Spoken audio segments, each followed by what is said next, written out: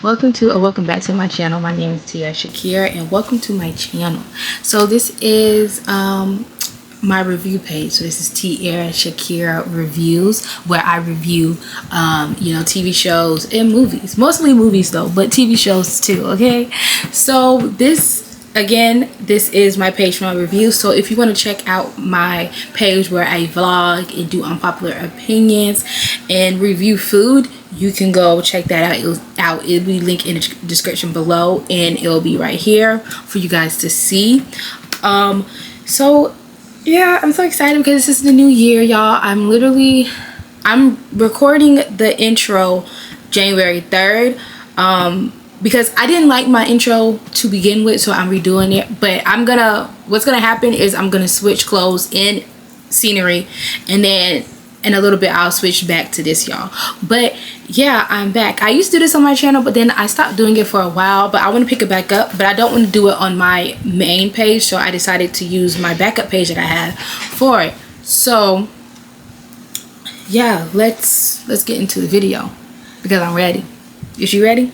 In this video, we are going to be talking about Camp Rock 1 and 2. I just decided to put it all in one video because why not? It'll make it easier, and you know, I don't really see the point in doing two different videos if I just watch both movies back to back. You get what I'm saying?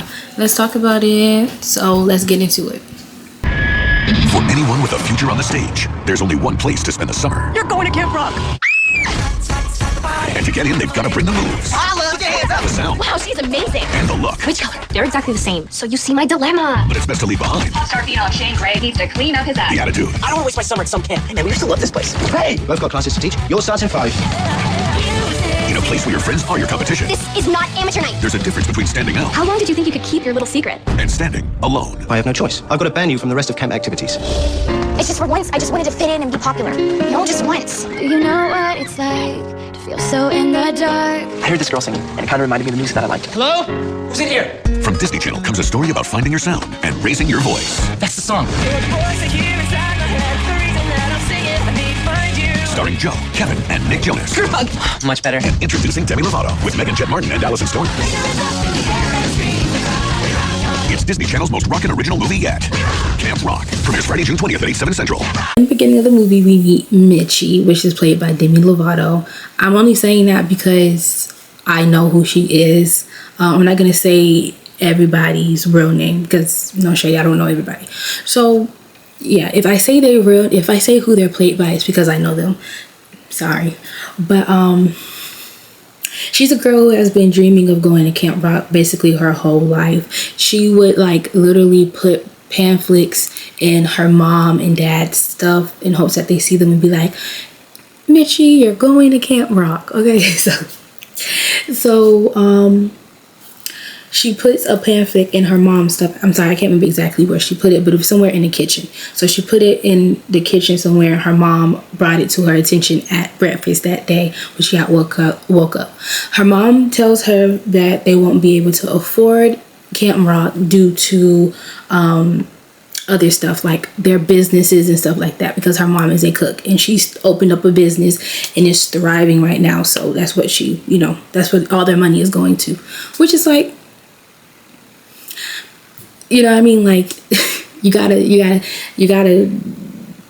something gotta pay the bills, okay? So, yeah. Of course, that makes Mitchie sad because, like, dang, like, I thought this was gonna be my year, So she sad about it. She tells her mom, okay, don't worry about it.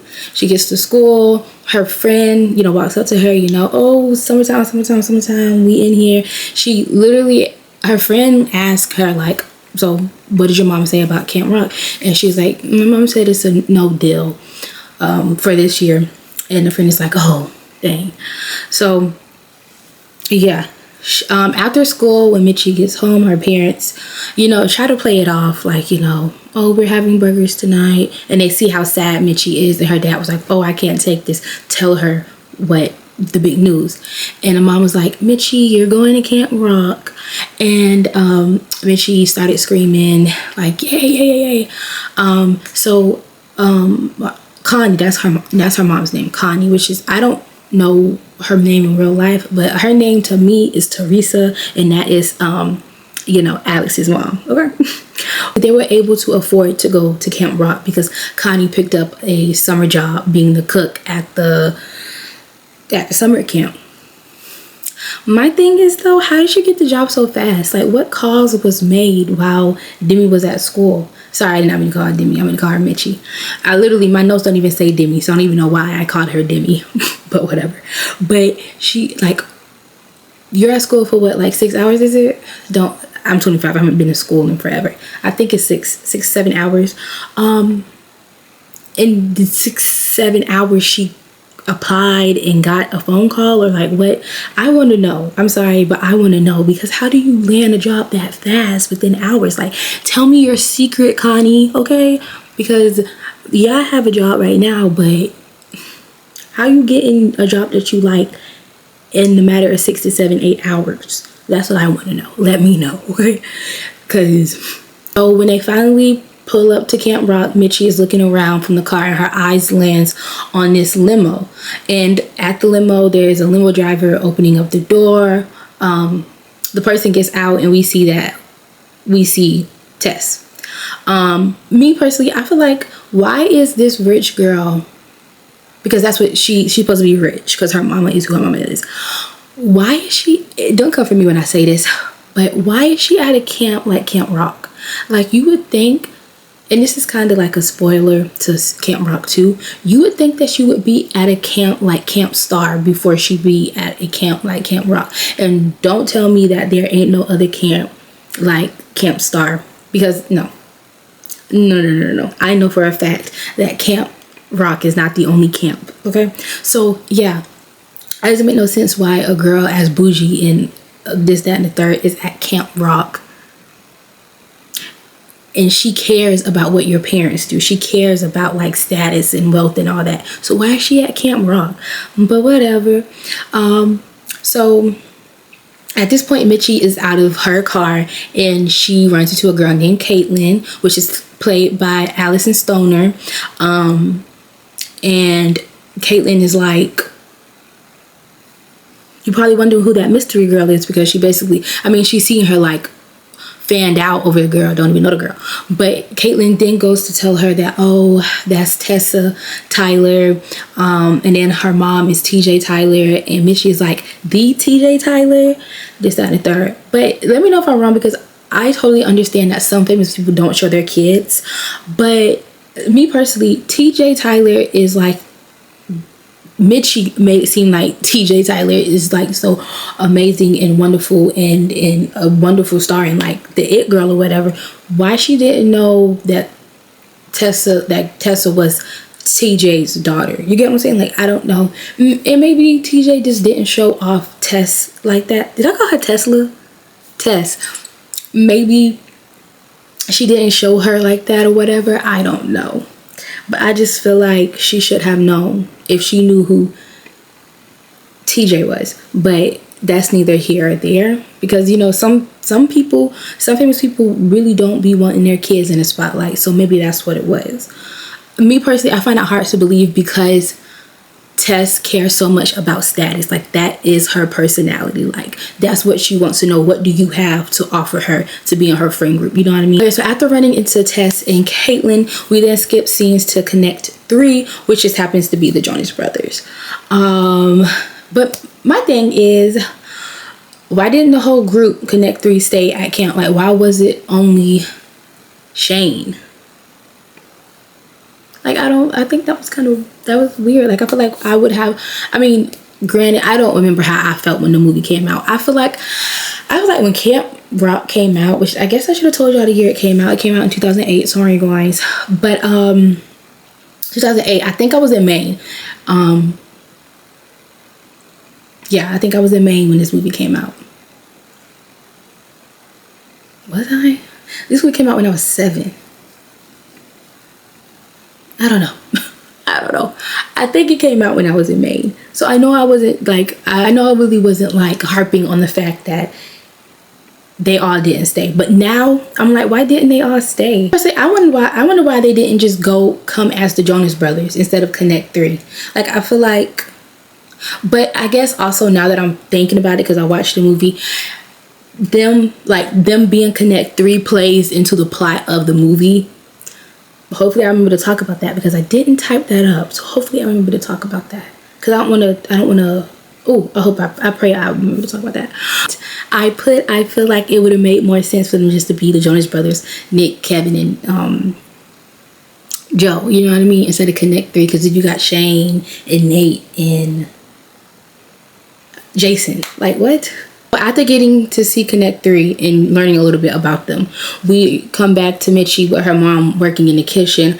Apparently they were having a camp jammy thingy to start off camp. Her mom asked her if she was going to perform, because like, ain't that the main reason why you wanted to go to, you know, Camp Rock so much? But Mitchie tells her mom no, because she was nervous and shy. But then, you know, her mom gives her that pep talk, you know, oh, you know, you can't be scared, like you have to shine, people need to see you, you know, the good old mother talks. We all need them. Comes for Shane to get dropped off at summer camp. You know, after a couple of hours of Shane being there, he calls them, because he's like, hey man, like I need y'all to come pick me up, like I learned my lesson, this ain't for me. But you know, Nick and Kevin, I'm gonna call them Nick and Kevin, and if I remember to call him Shane, I'll call him Shane, but I'm not doing that, Jason, and I'm sorry, I'm not. I just don't care. Nick and Kevin are like, no, we're not going to pick you up, like you really need to learn your lesson, like you be doing too much, like you used to be doing too much and nobody has time for that, so you're gonna, hopefully you learn a lesson. I generally don't know what lesson he was supposed to learn, to be honest. Now that I'm thinking about that, honestly, what lesson was there for him to learn? Because he wasn't around Brown, which was his uncle, who probably would have been able to teach him the lesson, because Brown was also a ex-band member. He wasn't around Brown like that. He wasn't around, to me personally, I feel like he really wasn't even around the campers either, unless he was like teaching the class. So like, what lesson was he supposed to learn? Actually, now that I think about it, that's weird. You know, me personally, I don't generally understand. He never said this, but this is what he gave. I don't understand how he was trapped when he was able to call Nick and Kevin, meaning that he could have called a friend, a bodyguard, a manager to come pick him up. like I'm sorry, like I don't want to be like that, but it's facts. Like, he was not stuck. You wanted to be there. Like, we literally seen you on the cell phone, your cell phone, talking to your brothers. So why couldn't you call somebody to come pick you up? You get what I'm saying? Like, I don't understand that, because you're a star. You have people that are willing to do anything for you because they want that money, they want that fame, they want what comes with you. So like, you know what I'm saying? Like, I don't know, y'all. Feel like that, I'm sorry y'all if that was too much. Hopefully this don't look too good, y'all. I don't know, that light is just shining bright. So we then skip over to the Camp Rock Jam, where we officially meet Lola. She performs her song, 8 Down, completely 8 Down. But I will say, I feel like that song low-key was inappropriate. Like, am I the only one that kind of feels like it was inappropriate? Because what do you mean by who got what it takes to be my man? And then I forgot what she says after that, but then she says, gets me fired up. And it's like, what fired up? Like, you get what I'm saying? Like, okay, obviously to a kid's mind, you're not going to like understand, like, it's just lyrics. But I feel like that was, she said some more stuff and I'm just like, okay, Lola, what are you trying to say? So at this point, Mitchie is fangirling, as she should, because Lola ate that down. Like, I don't care what nobody say, Lola ate that down. So, and Caitlin tells her that Lola's mom is really famous on Broadway, which I personally, that put like, that charged the battery in Mitchie's back to what I'm about to tell y'all, okay? I feel like it does. So Tess says that Lola's mom being on Broadway isn't like impressive after hearing what Caitlin says. Y'all, I changed the angle again. I'm sorry. I just didn't like it. I feel like it was just at a weird angle, y'all. But after Tess saying that she wasn't impressed that Lola's mom is famous on Broadway. They then turn to Mitchie and ask Mitchie, like, what's your name? Introduce yourself. Mitchie says her name, and then Peggy asks Mitchie, is her dad a part of a company because of her last name, which is like, is it Taurus or something like that? And Mitchie like no, you know, and then Tess was like, oh, then why are we talking to you? So she goes to walk away, and that leads Mitchie into lying and saying that her mom is a big shot executive at Hot Tunes TV over in China. And they're like, ooh, really? Oh my goodness, that's cool, that's cool. My thing though on that though is, I don't know, because I feel like I'm not gonna lie, I cannot remember if they were interested because they knew what it was or because it just sounded like it was rich. You get what I'm saying? Because my thing is, if they knew what it was, but I guess you don't know every member and every, you know, so I guess never mind. Yeah. So this makes Tess happy, and she ends up inviting Mitchie to stay with them in their cabin for the rest of the summer, which of course Mitchie happily accepts. Mind you, this is not the first encounter that Mitchie has had with Tess, and I put that in there because she so eagerly wanted to be friends with Tess, and Tess was always rude to her. Like every interaction they had before this, she was rude. Even coming to her to talk to her with this interaction, she was rude before she found out that Mitchie had some connection to fame and money. So it comes to the day that Mitchie moves in with Tess and the girls, and Tess sees Mitchie with one bag. Now I kind of have to see both sides, because they're supposed to be at summer camp. I don't know how long. I think it's supposed to be for the whole summer. Summer is 2 months, which is, this movie did not give 2 months. Like it was, I'm not saying that it needs to be hours on top of hours. No, but you can make a movie feel like the time has went on, you know what I mean, in 2 hours or an hour. But whatever. So Tess is like, why do you only have one bag? My thing is, depending on how big that bag,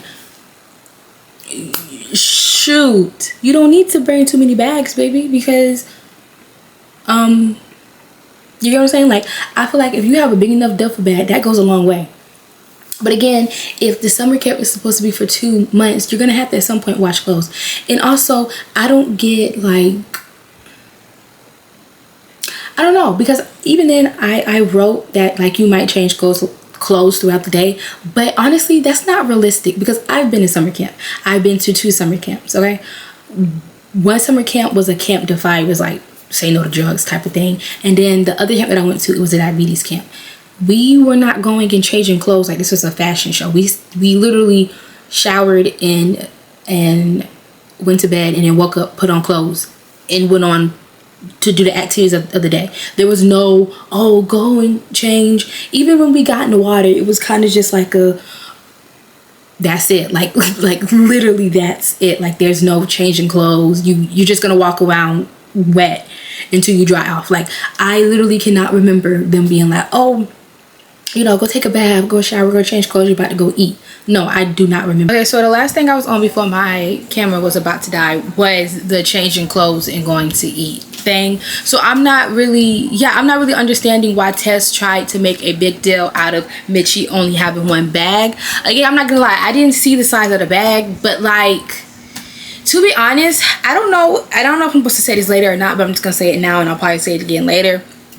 I don't know how long they're supposed to be at camp. I don't know if it's supposed to be almost a 2-month thing, a 3-week thing, I don't know. But it's just like, girl, you're worried about the wrong thing. Like, why are you worried about how many bags this girl has? Like, that doesn't even make any sense to me. Tess then goes to give Mitchie Peggy's bed, and my only thing that I have a problem with that is, where does Peggy sleep? You get what I'm saying? Because if there was only 3 beds in a room, why are you inviting another girl into the room if it's only 3 beds, first of all? Second of all, you kicked Peggy out of her bed to let Mitchie stay. Where's Peggy gonna stay? And then, Miss Peggy, why didn't you put your foot down? Why didn't you tell her, hey girl, like, no, that's my bed, you can't stay on my bed. You gonna sleep with Tess because Tess invited you into this room, not us. You get what I'm saying? Like, not even trying to be like that, because I don't think I'm like a hard person. Like, you know. But no, like I wouldn't let nobody bully me, and I definitely wouldn't let nobody bully me out my bed. Like, my parents pay just as much as your parents pay for you to be here. Why am I getting kicked out of my bed for somebody that you want to be here, not me? You get what I'm saying? So I'm like, that's a little weird, but to each their own, I guess. Whatever floats your boat, whatever makes you happy, I guess. Okay. Side note, that's something that I'm gonna be doing now a lot. Side note. So, and I'm gonna say a side note just to let you know that these are like really my thoughts. So side note, I'm not understanding why Mitchie had to lie. She was meeting really nice people. You know, she met Caitlyn and a girl who's saying Who Got What It Takes to Be. Then she met Sander and Baron. I think that's how you say his name. Hopefully that's how you say his name. When she first got there, she was cool. She had like a good little group of people that she could have hung out with. I don't understand why she lied to be part of Tess's minions. Like, I don't understand. And me, to be honest, Mitchie wasn't a poor girl. Like, back home, she really had a nice house, and both of her parents were doing well in their jobs. Literally at the beginning, Connie literally said her business was taking off and it was doing good. That's literally why she didn't have the money, because she was putting it towards her business because it was taking off, if that makes sense. So she put more money into her business because it was doing good. And I don't understand why that's not something that Mitchie couldn't brag about. Like, your mom opened up her own business. How many people are able to do that? You know what I mean? And it's going good at that. Because a lot of people open businesses, but it doesn't mean that doesn't mean that it, you know, takes off. So I just don't understand. And then she was like, no matter what nobody says, she was definitely ashamed of her mom, because if she wasn't, she wouldn't have lied. Because again, two hardworking parents, you have a good, nice household. What are we doing here? You get what I'm saying? Like, that doesn't make any sense to me. And then to me, it's like she had people who showed genuine interest in who she was and not who her connection was or who her parents were. You get what I'm saying? Like, people generally wanted, hey, like, you seem like a cool person. Let me see who you are, not who your mom is or your dad is or what they bring to the table or what they have to offer you. You get what I'm saying? That's so weird to me. Nobody was over anyone at camp, to be honest. And no one even paid Tess Dust for real. So that's another thing that kind of bothers me that I don't understand, is because most people weren't even hanging around Tess. Like, so I don't understand why Mitchie felt like she had to hang around Tess when Tess wasn't. When Tess walked into the room, nobody dropped everything that it was doing and just stared at her. She wasn't a Sharpay Evans. You get what I'm saying? Like, at least Sharpay Evans had a little bit of clout, like, for real. You get what I'm saying? But Tess was a regular girl to these people. So I don't, like, it just irritates me so much, because what was the reason for wanting to hang out with Tess? And that's what I want. That's the answers that I want. What was the meaning? Like, okay, you hang out with somebody that's popular, who has all this, you're gonna get something out of it. To that scene where Shane walks in to the room because he's supposed to be teaching them dance or whatever, I guess. Personally, I don't know who Shane thinks he is, but the way he walked into the room and talked to them people like that, like, he was like, come on, get up, let's go, I'm not doing this with y'all. Excuse me, sir? Like, you may be cute, but you're not that cute. Why should you talking to? Because you get what I'm saying? Like, what are we doing here? And I'm like, ain't nothing worth that. Like, you're mad because what? He's mad at them because his people placed him at camp.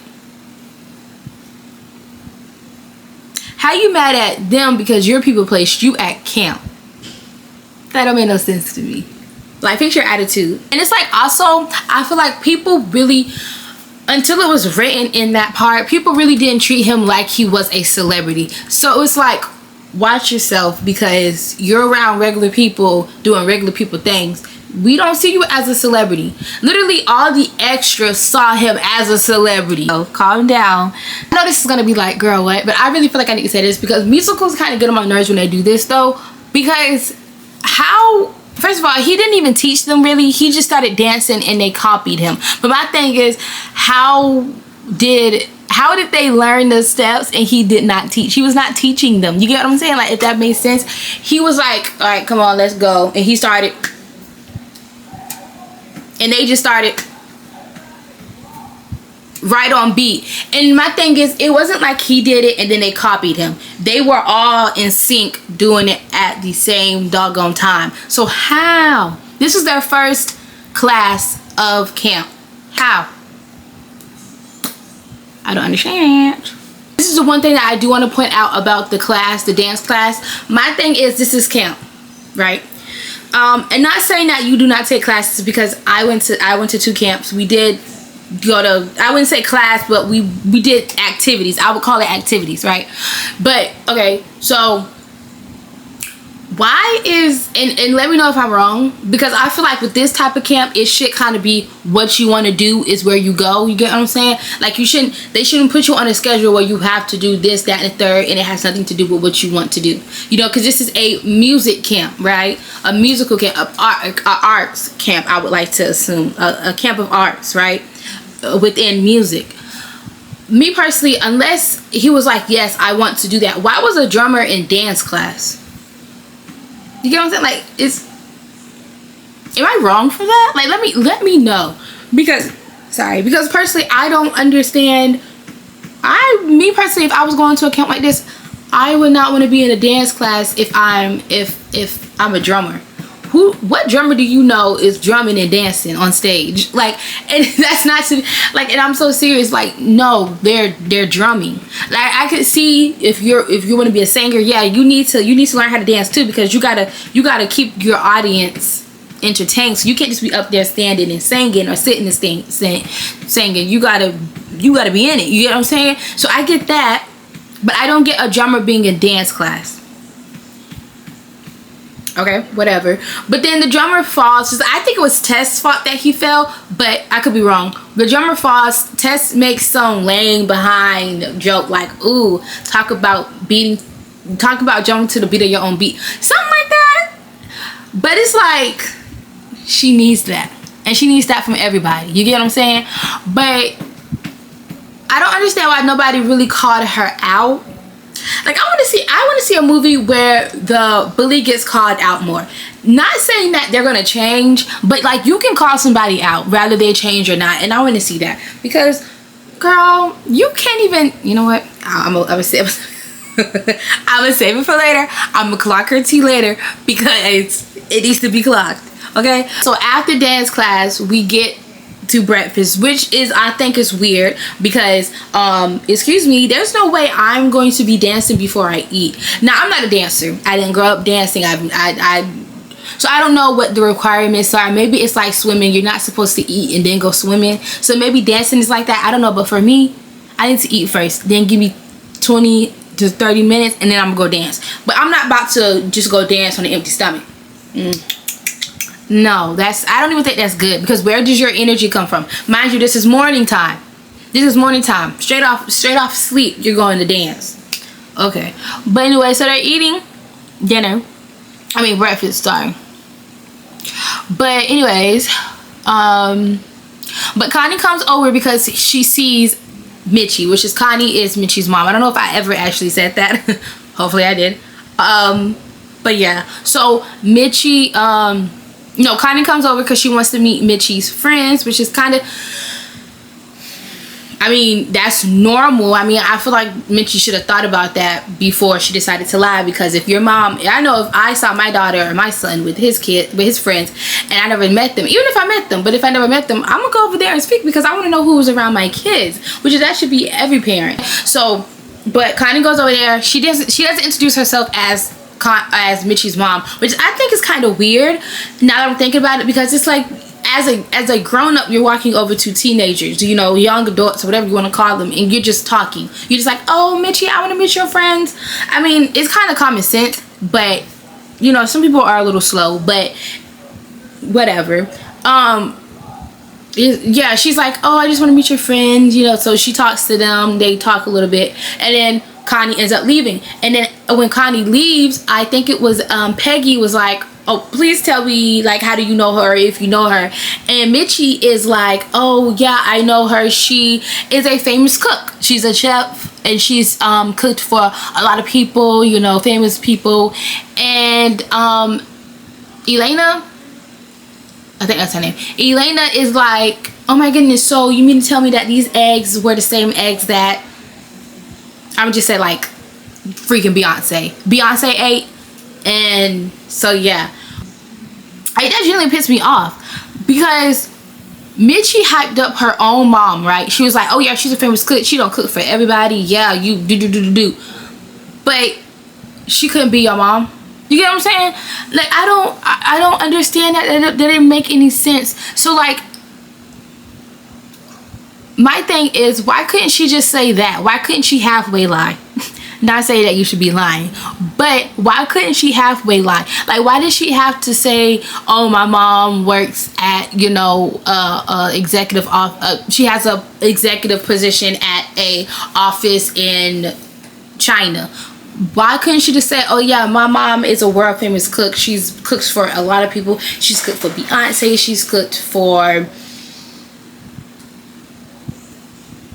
you get what I'm saying? I can't think of no famous person for some weird reason. But that doesn't make any sense to me. I easily just have said, yeah, my mom is a cook and she's cooked for everybody. And then at the end of the day, it still would have been the same thing, because at the end of the day, they do find out that Mitchie's mom is working at that camp. And my thing is, how you a famous cook but you cooking at a camp? You get what I'm saying? Like, it still would have been, I don't know, maybe it wouldn't have, I don't know. Oh, I just had to think, because maybe that wouldn't have worked, actually, what I just said. So I scratched that back, because if she told them that the cook at the camp has worked for famous people and they were like, oh, they're excited, they're like happy about that,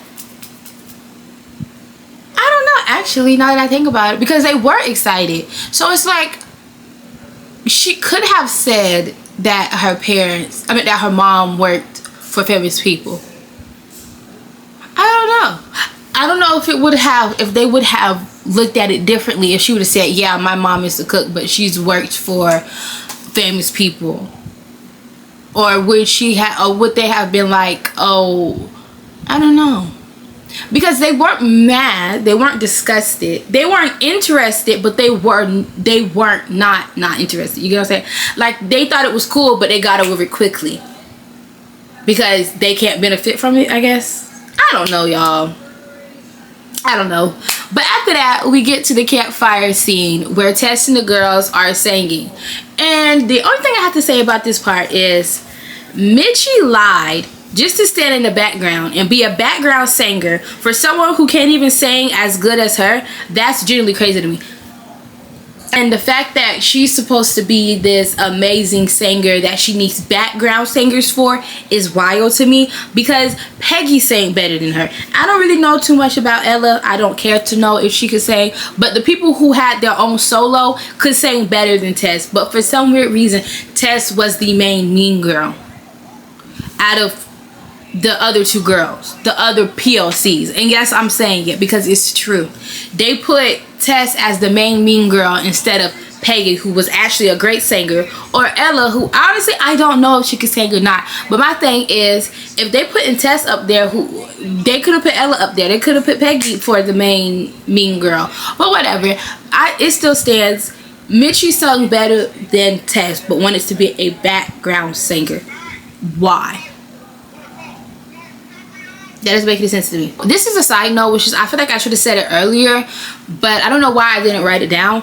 But I said, I don't know when it happened, but I forgot to bring it up, so I'm doing it now because I feel like it is important.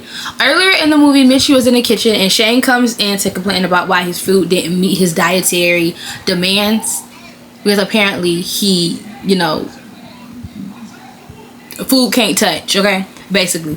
And he had an attitude. He was real nasty about it. He ran into Mitchie to say, and he was talking about it. I don't know if I said that, sorry. But no, and Mitchie goes off with him because basically, like, technically he's coming for her mom, because her mom is the only cook, which is, never mind. But yeah, so basically Connie is the only cook back there, and basically he was coming for her, like, oh, you know, so Mitchie goes off because you're not about to talk crap about my mom, and that's just that. But my thing is, she was so quick to go off on him in defense of her mom, which is, honestly, I get it. Like, I wouldn't let nobody talk about my mama, or try to talk about my mama, so I get it. But I just think it's funny how when it comes to Tess, the person who's actually rude to Mitchie is hush mode. She doesn't talk. She just be standing there looking stupid. But she can defend her mom to Shane. But, you know, so I guess sometimes, in a sense, it's easier to defend other people than it is to defend yourself in situations. But my thing is, if you can stand up for other people, why can't you stand up for yourself? You should, and I don't care what nobody say, you should love yourself more than you love other people. At the end of the day, because when you love yourself correctly, you're able to love people correctly, because you shouldn't be willing to do more for other people than you do for yourself. And that's not being selfish, that's just being self-aware.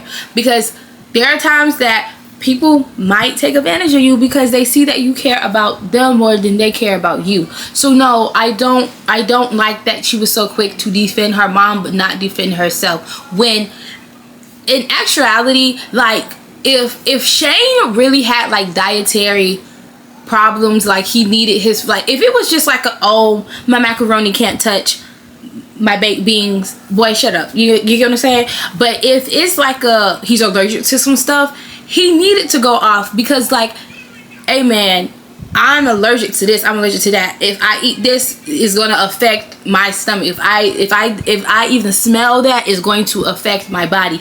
That is a serious situation. I don't know how serious it was for Shane, because Shane was a dramatic guy. Like, he was just dramatic. Like, everything kind of just like, it was a problem to him. He was never happy. He was never satisfied. So again, I mean, two things can be true at once. But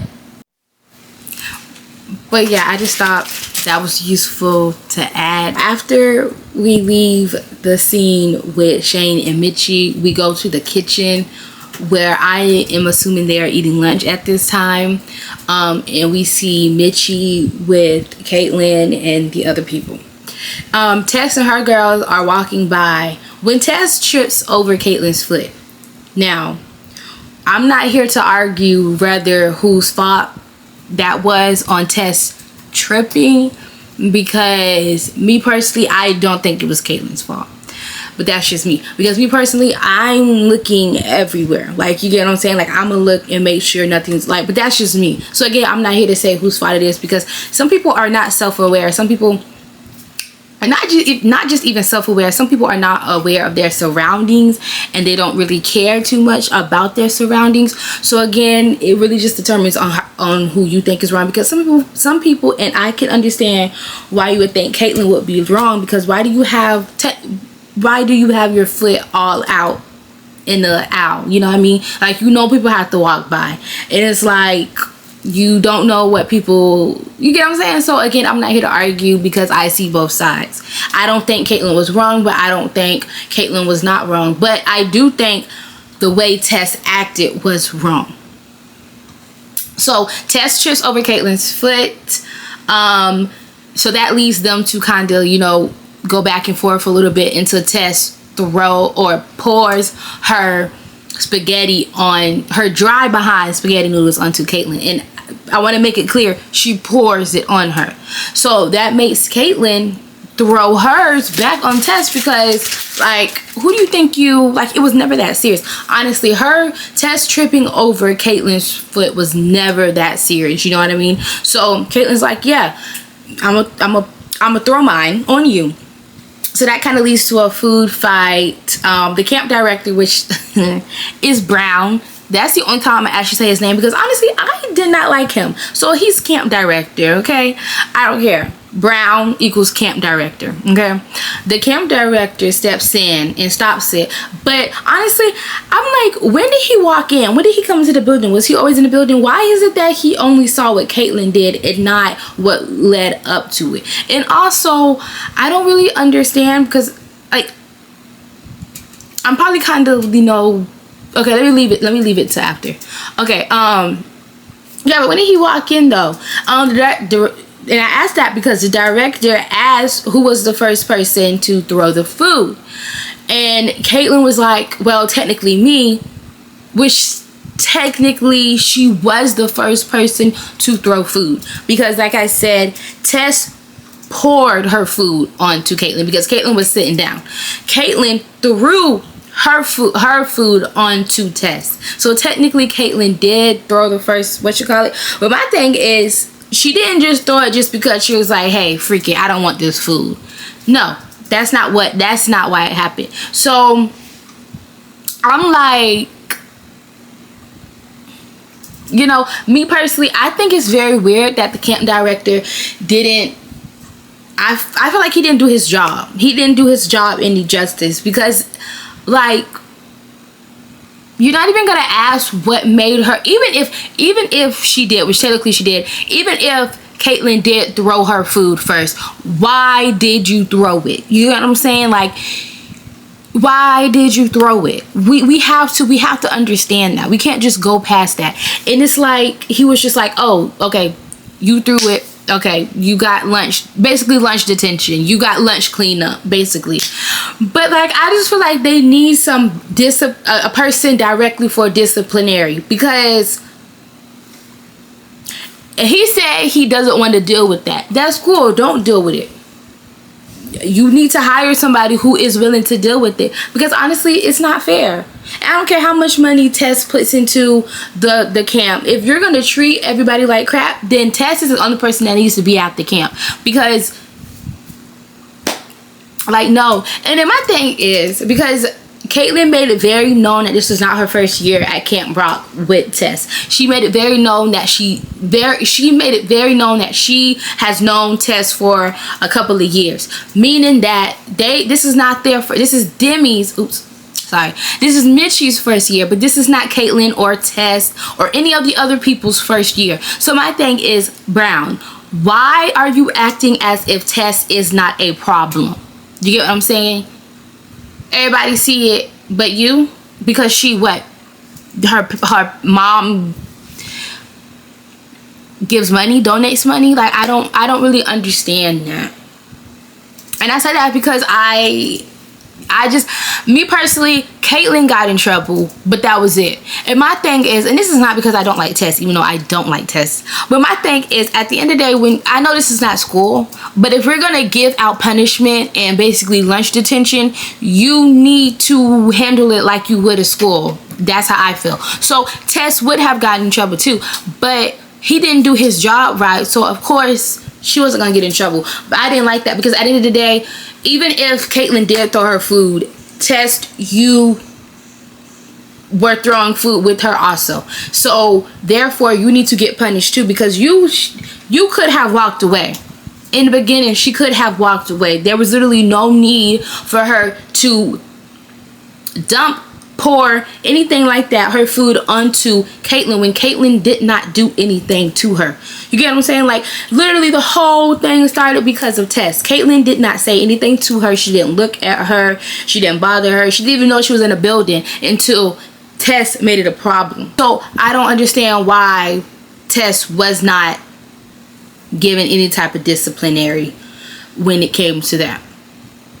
Like, that doesn't make any sense. But you know, Caitlyn ends up with basically having to cook and clean, helping Connie and technically Mitch in the kitchen. Mitchie, why did I call that girl Mitch? Mitchie in the kitchen, which obviously Mitchie is like, oh no, like, why does she need to be working in the kitchen? But I guess because she threw food, let's fit the punishment with the crime, I guess. So that's why. So yeah, this is just like a side note, because it's really not that serious. But after that scene, Shane ends up pulling Mitchie to hear his song that he wrote from his heart, because earlier that week, I guess, Mitchie overheard him sing a song that he wrote from his heart, and they had a heart-to-heart conversation about how, oh, Shane, if this is what you really write, if this is how you write, this is what you're really saying, then you should sing that. You shouldn't let your record label tell you who you are or who you need to be, which is true. So, you know, Shane stepped to heart, he listened to her, and he wrote a song, and he wanted her to hear it. You are easy. Like, all it takes is for a girl to give you one compliment, and you're sharing songs with her, and you like her. Like, his thing is that every time he meets somebody, I guess a girl, I don't know, people, we're just gonna say people, every time he meets people, they always end up using him for clout. fame, money, stuff like that. My thing is, this girl gives you one compliment and you're willing to share your whole experience with her. I can't tell you who to like, who to love, who to do whatever with. You get what I'm saying? Because I don't know what's in your mind. I don't know what's in your heart. But I just think it's kind of crazy how, like, he developed such hard feelings after one interaction. Because after Shane sings his song to Mitchie, and Mitchie, you know, was like, oh my goodness, that was so great, that was so wonderful, I can't believe you listened to me. He tells her, oh, so I guess you're gonna go back to the kitchen. Because, mind you, she had left the kitchen with a bag of or left the cafeteria with a bag of tortilla chips. So he's thinking that she needs some dip with it, which is, honestly, I think that's very weird. Because why is this one girl walking around with a bag full of tortilla chips at camp? Like, it's like a big bag. It wasn't even like a little regular bag. It was like a serving, like a bag to serve multiple people. So it's kind of just like, I don't really understand why Shane thought that bag was for her. But, you know, whatever. So he's like, oh, I guess you gotta go back to the kitchen. She's like, wait, what? And he was like, yeah, you know, you gotta get dip for your chips, which is, again, I don't understand why he just assumed that. Like I'm sorry, I don't understand that. Me personally, this is probably telling the story before I'm done with it, but I feel like a lot of stuff between Mitchie and Shane, a lot of stuff happened because he just assumed. You get what I'm saying? Like, it was never actually written, it was never actually said, it was never, you know, like, communicated. He just assumed and went with it, and then when something didn't go his way, he acted like a baby. Like, I feel like that's the whole relationship, but I don't know. So she's like, yeah, I gotta go get some dip. So they go their separate ways. So Mitchie ends up going back to the kitchen to actually work. When she sees Caitlyn, she tries to hide from Caitlyn. She uses the tortilla chips to sort of hide from Caitlyn. And Caitlyn was like, hey, do you need help? And Mitchie was like, no. And then she tried to run, which is, logically speaking, if you were supposed to be working at that time and Caitlyn was supposed to be working at that time, why are we running? Because how are you going to ignore her the whole shift? The kitchen ain't but so big. You get what I'm saying? And the floor plan of the kitchen was laid out right there. It was like literally just open space. And then like in the corner where Mitchie tried to run, it was like shelves of food. But it's like you can't stay there forever because you have to be in an open space serving food, making the food. So I don't really generally understand. I low-key wish they would have played into that maybe, though. I think that would have been cool. Yeah, I think that would have been cool maybe. But also, this is another side note, and I'm sorry I did not put this. And I don't know why I didn't put it when I put the other side note. But when Shane went to go talk about his dietary plan and he ran into Mitchie actually put flour on her face because she thought that was gonna hide her true identity. It would have worked with Shane because Shane and Mitchie hadn't met like that by then, so it would have worked. But I want to know, would that have worked? Would they have wrote it to work with Caitlyn? Which I don't think. Maybe that's why they didn't do it, because it, logically speaking, Caitlyn, you can't be that dumb to not see that this is the girl that you were trying to be cool with and then end up low-key like beefing with a little bit. You get what I'm saying? So maybe that wouldn't have worked. But anyway, so Mitchie, you know, hiding her face behind the chips, she tries to make a run for, I don't know where she was going. She ended up slipping on water or something, and obviously she fell. She fell on her face, basically. Caitlyn runs to go help her because she's like, oh shoot, like, girl, why would you do that? So Mitchie gets up and she's like, Caitlyn's like, oh my god, oh my goodness, this is gold, this is I thought your mama was in China being a big shot executive. You're the cook's daughter. You end up, you know, getting into like a little argument or whatever you want to call it. I guess Mitchie calls herself trying to clock Caitlyn. Me personally, I don't think she did, because, and I just just don't see where Mitchie got this. Like, Caitlyn's whole thing was, oh, you're lying. You're a liar. Why are you lying to be cool with these people? A test of all people. Why are you lying? Why are you lying? Which is, why are you lying? Like, why are you lying? Mitchie says something along the lines of, you're one to talk, you're running around here having that I don't care attitude, and you care, but you do care. And then she goes to say, if you don't care so much, why are you here? Now, me personally, I didn't understand that, because I never got that vibe from Caitlyn. What I got from Caitlyn is she didn't put up with BS. She didn't put up with people bullying her, talking about her, talking down on her, talking about her friends. She didn't rock with the fakeness. That's what I got from her. I got that she was real. She's going to tell you how it is, and she's going to laugh, and but she's not with the bullying. She's not going to take somebody talking to her crazy. That's what I got. I didn't care. So I don't really understand. Maybe because I wasn't in the room with them. I don't know, but I generally never got that the girl didn't care about nothing. But I guess to Mitchie, that's what she gave, which is, no, Mitchie, you're just a natural born follower. And Caitlyn is, I wouldn't say like a leader. I wouldn't give her that a title. I wouldn't give her that title, but I will say that she had more respect for herself, and that's just that. Like, I don't know, me personally, I don't think that Mitchie clocked anything. I don't think what Mitchie said was true. So yeah.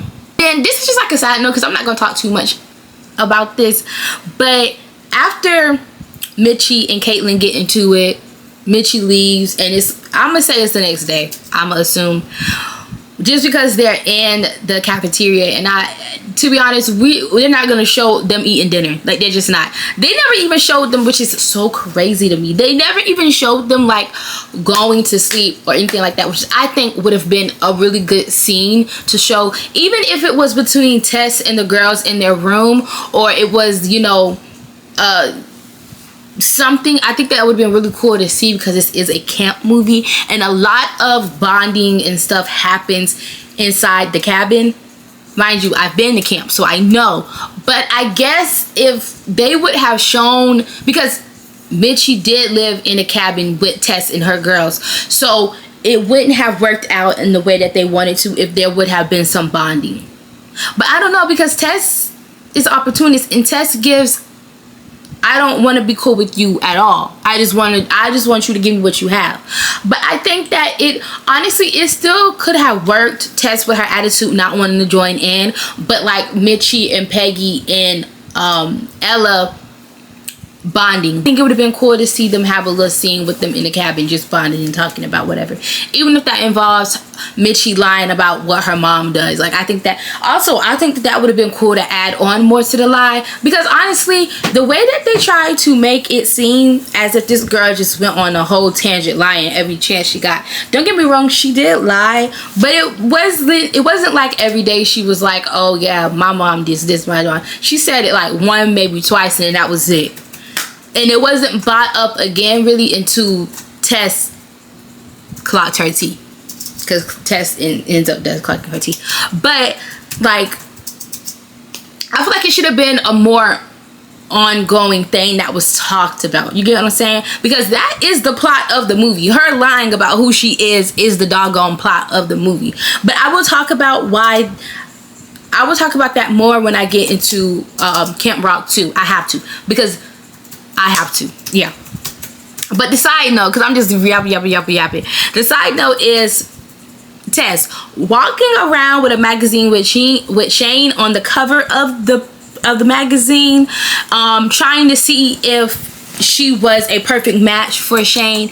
Is that not creepy or weird, especially when y'all are in the same area? Like, you literally could just walk up to him. It wasn't like he had bodyguards on him. It wasn't like the girls were swarming over him.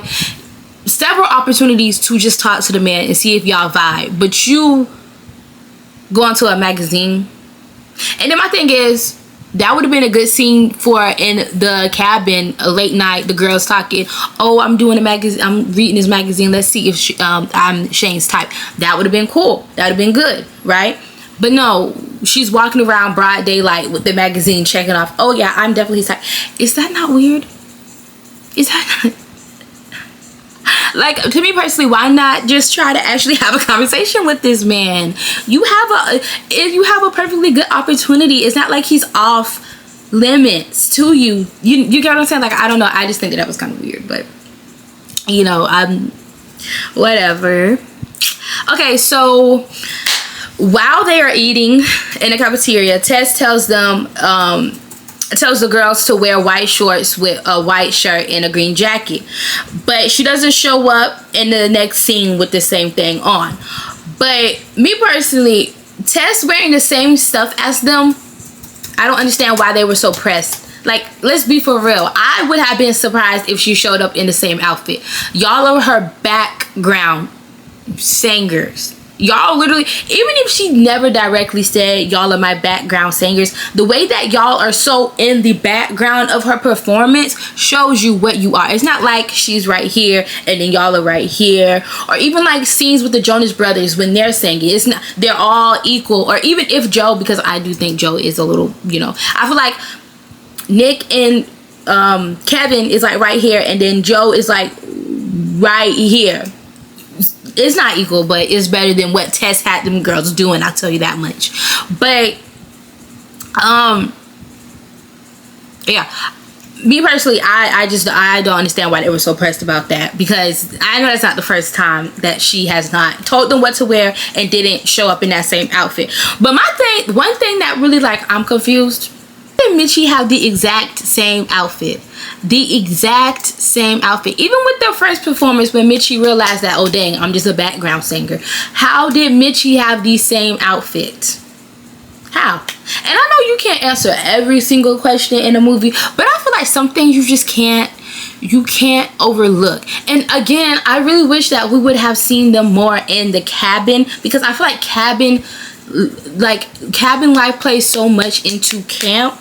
Like, you cannot tell me that like when you're in your cabin, that's where you find out what your friends are into. That's where you find your friends. Like, the cabin is where you develop as a person. It's a part of camp. Like, if you've been to camp and you know, like, if I'm wrong, let me know, but that's just how I feel. Maybe I don't know, whatever. I just don't understand how Mitchie would have the same outfits exact to a T. Like, are they like sewing the outfits on the night before? Are they bringing all this fabric? After they realize that Tess isn't crap and she's not gonna dress like them, we are told that Caitlyn is about to come up there and DJ. So she's up there, she's DJing, she's really getting into it, vibing, you know, doing what she's supposed to do. We cut to Tess, and no, actually, I think it was Ella that was like, oh, she's really good. And she's like, oh, yeah, Shane even thinks so. Tess looks over at Shane and sees Shane bobbing his head, vibing to it. Which is, side note, Tess was standing right here. Shane was right here, like right here. Again, perfect opportunity to walk over there and talk to him. So why are we trying to figure out if we are this man's type through a magazine when he's literally in walking distance? But whatever. So she gets mad because she's like, that's my man, why is he vibing to you? She goes, she screams, she starts yelling, oh my goodness, there's a snake, there's a snake. So it obviously, Caitlyn cuts her, you know, DJing off, because like, we are in the woods. So if there is a snake, we need to skedaddle, because we don't know if it's, you know, poisonous or not. And even if it's not poisonous or not, you do not want to get bit by a snake. Like, that's just not something that you want to do. I don't know nobody who wants to get bit by a snake, so maybe I'm wrong. But poisonous or not, I don't want to get bit by a snake. So she cuts it off and they're looking.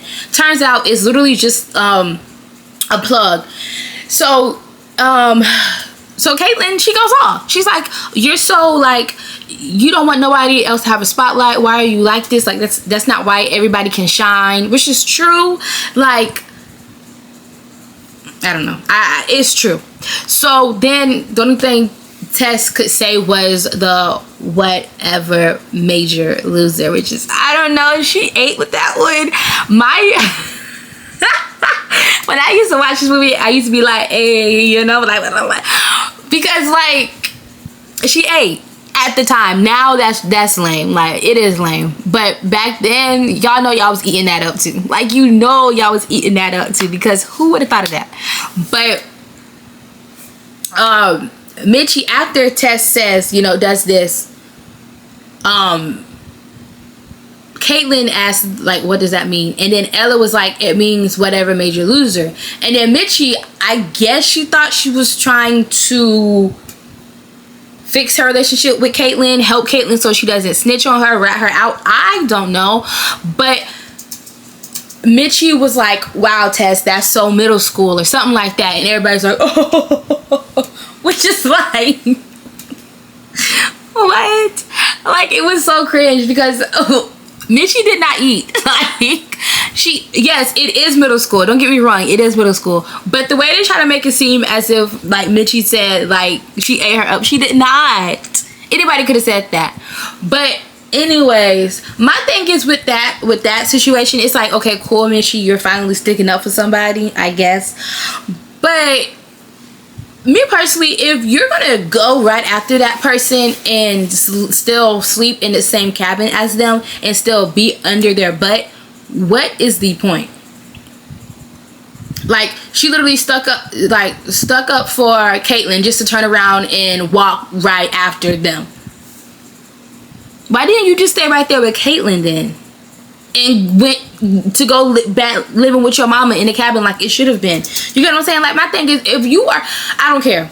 If you are gonna stay being friends with somebody that you know is mean and nasty and rude, don't be trying to clock their tea. Don't be trying to stick up for nobody else if you're going to stay being friends with them. Because Tess has never shown a nice bone in her body to anybody. I don't know not one person that she's been kind to be honest. So my thing is, I don't care what y'all say.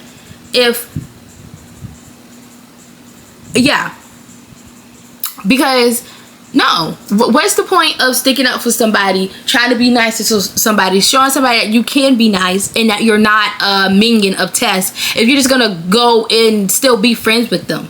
Like, and again, my thing is, if Tess was more of like a Sam, right? She's mean, but she shows that she does have some type of emotional, what's the word? I forgot. But she get, like, Sam is mean, but she's also nice. She has her moments where she's kind. Jade is not mean, but she has her moments where she is nice. Tess, there was no moment where she was nice. So me personally, first of all, I would never correct my friend in front of the enemy. I would do it behind closed doors. I would never correct anybody in front of the op or the enemy. I would do it behind closed doors. But my thing is, Mitchie, you literally came for Tess in front of everybody just to still be friends with her. Why? I don't care what y'all say. That's weird to me, because my thing is if you gonna correct her, I don't know how to explain it, but I just feel like it was weird. Like, still running behind the girl, but you trying to clock her tea.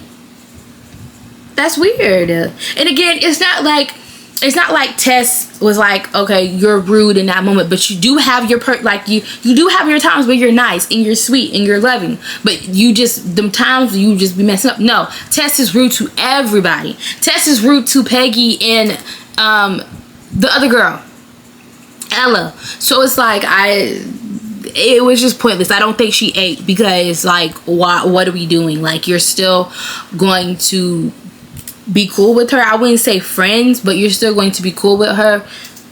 There was just no point. You should have just walked away. You get what I'm saying? Like, I don't know, maybe I'm wrong. I don't know. As the movie continues to go on and on and on, you get the montage of people doing different stuff. Shane is in this time period of wanting to find out who was singing the song that he heard earlier in the movie that I did not talk about. I'm sorry. He asked the drum player, I think it was, the drummer, to basically, like, spread the word that he's looking for a singer. My thing is, I don't understand why he didn't give any information. All he said was he was looking for a singer, and now you got all these girls coming up to you singing because you said you're looking for a singer. And I mean, whether you're good at it or not, everybody is a singer. You get what I'm saying? Like, it doesn't have to be if you saying good or bad. No, he said he's looking for a singer, so that's what these women was given. you a song. You get what I'm saying? So he didn't give information or direct information. He just said looking for a singer. So not everybody's running around trying to sing for him, this, that, and the third. And I just think that was stupid. But it gave Cinderella. It gave the whole the shoe, you know. But I don't know. I feel like he should have given more information, or honestly, he should have held like a talent show type thing. You know what I mean? That's what I think. I think that would have been cool. So at this point in the movie, we're kind of, you know, dying down to the ending, you know, kind of technically. So we get to this part, and I don't know, I think it was kind of weird. Like, don't get me wrong, people can walk around, but like Tess goes for a walk by herself. I guess she can get it to some air and to think. I don't know. But she sees Mitchie hanging out with Shane on the lake. They're having a good time, giggling, higgling, doing all that good stuff. And as she walks, I don't know how long this girl's been walking, but later on that day, she sees Mitchie and Caitlin leaving work. And she's like, oh, what is this? That's your mama? Because mind you, Connie kisses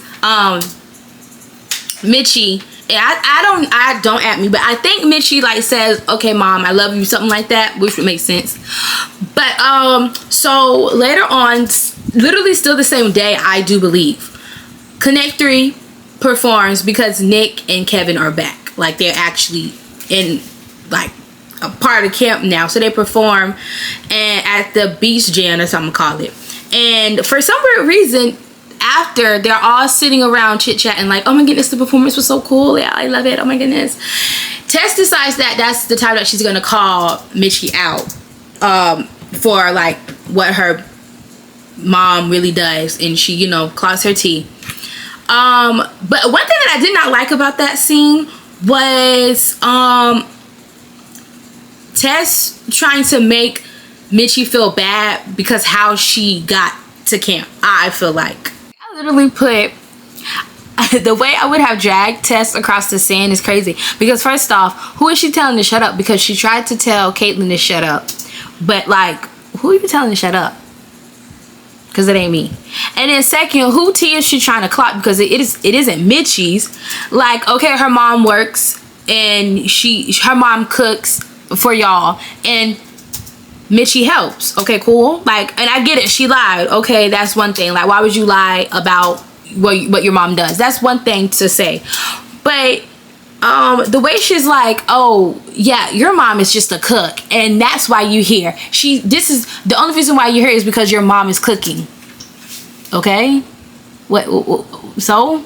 Like, I don't know, that's weird, because at least y'all eating. And why does it matter that the only way she was able to afford for Mitchie to come was if she cooked? Because at the end of the day, she's still in the same buildings, the same place, going to the same classes, eating at the same tables, showering, you know, using the bathroom, doing all the same things that you are doing. And you, like, so what tea are you clocking? What whose tea are you clocking? Because it's not Mitchie's, because y'all are still in the same place, baby. The same place. So what are you talking about? So I'm literally on my phone right now because literally my camera ran out of storage and it was about to die. So I'm just like, great, this is wonderful. And if you hear clicking, that is my husband, okay? So it's just a lot going on right now. So let's just get back into it, y'all. But yeah, like, my thing is, like, y'all are literally in the same building, same places, so you can't sit up here and try to call somebody poor without calling somebody poor, because that's really what it was. You can't sit up here and try to, you can't, because y'all are in the same place. So even if she was dirt poor, she's literally still eating in the same places you're eating as somebody who has money.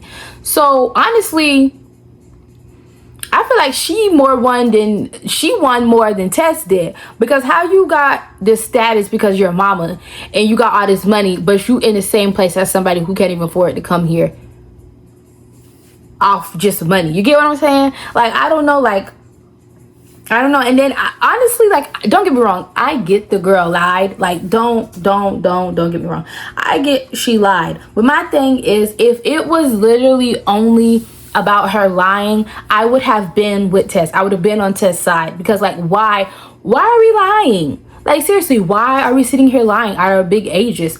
But it wasn't just about the fact that she lied about who her mama was. It was about money. I feel like that that irritated Tess more than the fact that she lied, is that she didn't have money. Like, as if, oh my goodness, you don't have money. It's not, oh my goodness, you lied to be cool with us. It's, oh my goodness, you don't have money. And that just don't sit right to me. And honestly, the fact that nobody kind of stood up for Mitchie is kind of crazy. But honestly, I get it, because she low-key did kind of turn her backs on them. The people who was actually riding for her, she turned her backs on them just to hang out with Tess. So I get it. I understand it. Because, well, kind of. Because it's like, don't let nobody bully nobody. This is a side note. So after Tess calls Mitchie out, we turn the next scene, and Tess goes into her cabin, goes to Mitchie's bed, takes her pillow off, and gets her songbook. Why? I don't know. Like, honestly, realistically speaking, I don't understand what was the point.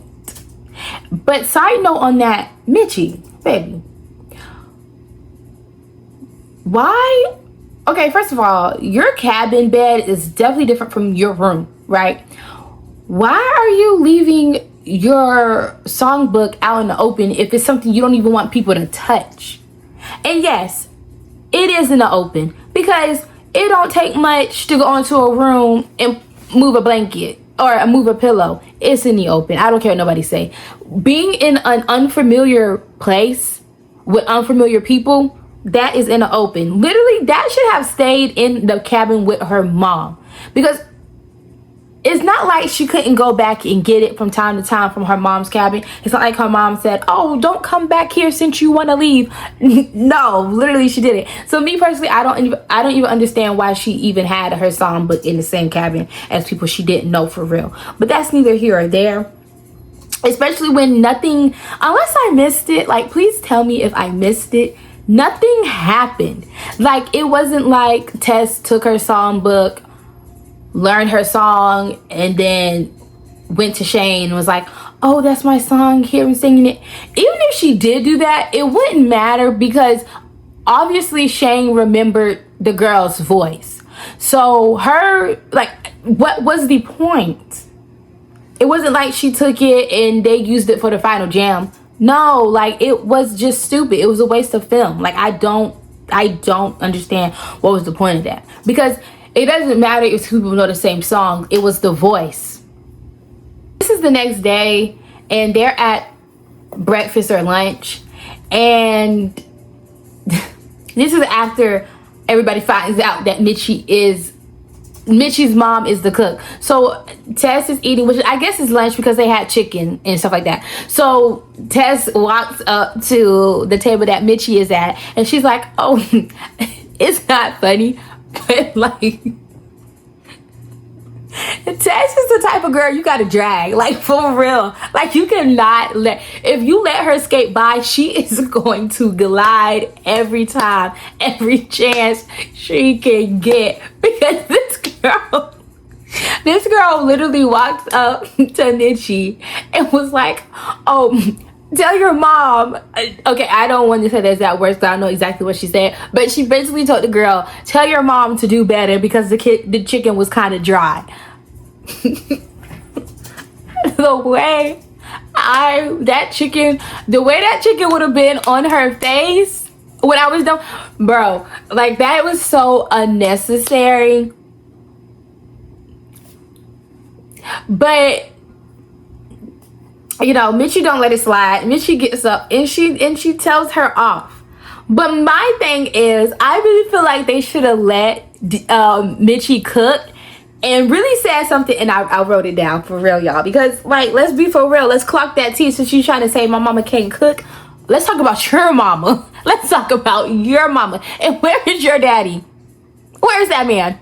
Because I haven't heard anything about that man the whole doggone movie. So where is your man? Not your man. Where's your dad? Where that man at?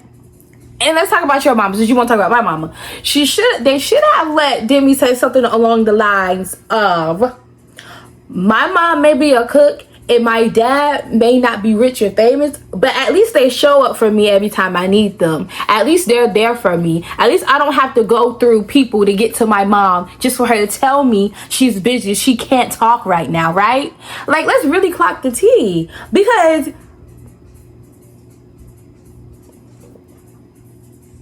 and then let's bring up that non-existing dad. At least my dad is in my life, present. Where's yours? Like, because who are you trying to clock? And who are you trying to say mama can't cook? When you never had a problem with the food up until now. You was scarfing it down. But now all of a sudden, my mama's chicken dry? Girl, I would have been on her neck, literally. I would have never been able to go back to Camp Rock. Yeah, because what? And my thing is, I feel like that would have been really appropriate for the situation. Sometimes you gotta tell people off. The ideal of that, like, people can talk to you crazy and you're just supposed to turn the other cheek every single time. I get it. Even as Christians, like, I get it. We are supposed to turn the cheek. But dang, does that turning the cheek get hard? Like, I don't know. Because I get it. But then at the same time, I feel like we teach our children to be... Is it complicit? Complicit? No, that's not the word I want to use. We teach our kids to accept anything thrown at them. And you shouldn't. You shouldn't just sit there and let somebody dig at you just because you're breathing. Because that really be what it is. Like, literally, Tess did not like that girl for what? The girl didn't give her a reason. She didn't come in. You can't say she was a threat because the camp is for singers. The camp is for people who want to be in the music business. So you can't say she was a threat to you and what you got going on. If Shane wanted you, he would have been at your front door, your front step. He did not want you. And honestly, he showed that a lot. He was not vibing with Tess. His face, every time she was around, he was irritated. As soon as he seen her face, irritated. Like, so it's... I really didn't understand her beef with anybody, to be honest, because this camp is for everybody to shine as artists. So it's not, there is no competition because the camp not even like that. You get what I'm saying? But whatever. So obviously Tess is pressed after Mitchie, came at her because she wasn't expecting that. And when Tess is pressed, she doesn't let it go even after. She just continues and continues and continues. So for some weird reason, Tess decides, oh, you trying to clock my tea? Oh, I'm about to get on you. And she decided to hide her chain in their stuff. In Mitchie and Caitlin's stuff. Computer, I'm reading. So if I'm looking down and reading, that's why. I'm so sorry. I try to keep eye contact. I do. But I be having to read. So that's why. Tess is pressed and can't get over anything in life. So she puts her charm bracelet in Mitchie's stuff and goes and get the camp director, Brown, to tell him they stole it. Which leads to him going to see if the girls took the chain or not. Of course, he sees it before... Okay. He sees it before anybody else does. My thing is, I want to know what time, and this is just me thinking, I want to know what time did she plant the bracelet in their stuff between, and then what? I say that because we see Tess and Brown come into the kitchen and the girls are already there with Connie, right? So my thing is, how long between Tess planting the charm bracelet and then Brown and Tess coming in? What time? How much time did they have? Because my thing is, Brown literally looked right here and found it. He didn't have to search. She didn't lift nothing up. He just saw it. So how did the girls or even Connie not see it, but Brown did? And my thing is, she hid it in cookbooks. Not even their stuff. Like, that wasn't even Mitchie's stuff. Like, I don't understand that. That didn't make any sense to me. Because, like, what? My thing is, I just don't understand how they didn't see the gold bracelet sticking out, but Brown automatically found it. And then my thing is, why do they have cookbooks just hanging around if they're not using it? Like, they weren't open. They were literally just closed and stacked. And I say that because they're at a camp, meaning that they are preparing food for multiple kids, more than at least 30 kids. They literally need all the space that they can get. And again, like I said earlier, the layout of the kitchen, it was open floor. It was like literally, I said like an island right here, and then obviously counters behind. That I remember. That's what it was. That was all the space that they had. So how they don't have enough space just to be having stuff just lingering around in spots where food could be. You get what I'm saying? Like, I know it's not that deep, but it kind of is that deep, and you do have to look at stuff like that because it doesn't make sense. Logically speaking, those books wouldn't have even been right there, to be honest. If they were actually in there cooking like they were supposed to, those books would have not been right there. If anything, they should have made over there in the corner where like the shelves was, she should have hid it over there. Why would she hide it in open? Like, there's no way they did not see that. Like, there's no way they did not see that gold chain hanging out of them books, whether they're using the books or not, because it's just sticking out like a sore thumb. Like, it didn't blend, nothing. And then the fact that Brown saw it so easily, that just, I don't know, that just kind of irritated me. And then my thing is, why would they hide it in the kitchen in an open like that? Why wouldn't it be in at least Caitlyn's stuff? Like, realistically speaking, it would be, even if they really did take it, it would be dumb to put it in Mitchie's stuff because Mitchie literally lives with them, right? So it would be in Caitlyn's stuff. Why did he look in the kitchen? Why didn't he look in the rooms? I feel like that would have been really good. Him coming into the kitchen, like, girls, I got to see if you stole it. We're going back to your cabin. And then them walking and Mitchie and Caitlyn are like, we didn't steal it on the way to the place. That could have been a whole thing too. But no, they just wanted to be lazy and just take the easy way out. I don't know.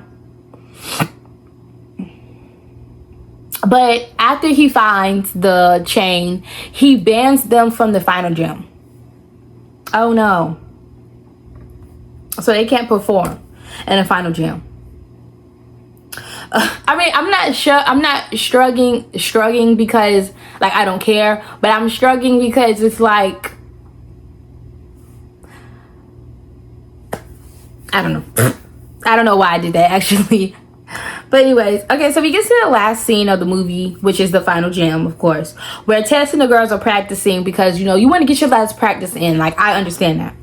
Of course, nothing is right to Tess. I mean, the whole movie, she's just been, oh, no, I'm doing it all right, but nobody else is doing it right. Like, that's literally her whole personality. Like, everybody else is messing up but her. But Peggy has had enough of it.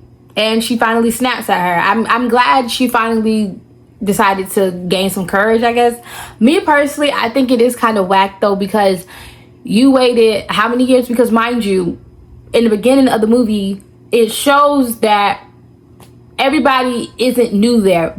Mitchie was the only new person there this year. So it's like, so many years you let this go by. Now all of a sudden, because one person snapped at her, now you want to snap at her. I get it though. Sometimes it takes a while, you know, so I guess. But yeah, Peggy snaps at her, and then I don't think Ella snapped. I just think she just walked away. You get what I'm saying? Like, I'm not gonna say Ella snapped because I don't think so. I just think she was just like, oh well, if Peggy leaves, then I leave, and I think that that's just what it was. And then yeah, it does suck that it took them years to finally stop allowing Tess to talk to them like they ain't got them all, but you know, a win is a win, and they ended up getting away, I guess. So that's it. So the first group performs, this is Baron and Sander. I forgot what they called them, but they called them something, I think, and they perform Hasta La Vista. So, and they invite Ella to sing with them, which I'm not mad about, but what confuses me is that how did she know their song? And I say that because that I can remember, I never actually saw Ella and Peggy actually talk to Caitlyn or Sander or Baron. Like, I don't remember a scene where they talked, where they interact. I literally just, it's always been Tess and Caitlyn going back and forth from what I remember. So it's like, how did she learn their song? And then how did she learn to dance? Again, they never hung out together. They were like, they weren't enemies, but again, they were with Tess, and Sander and Baron was kind of with Caitlyn and old girl Lola. So it was kind of just like, how?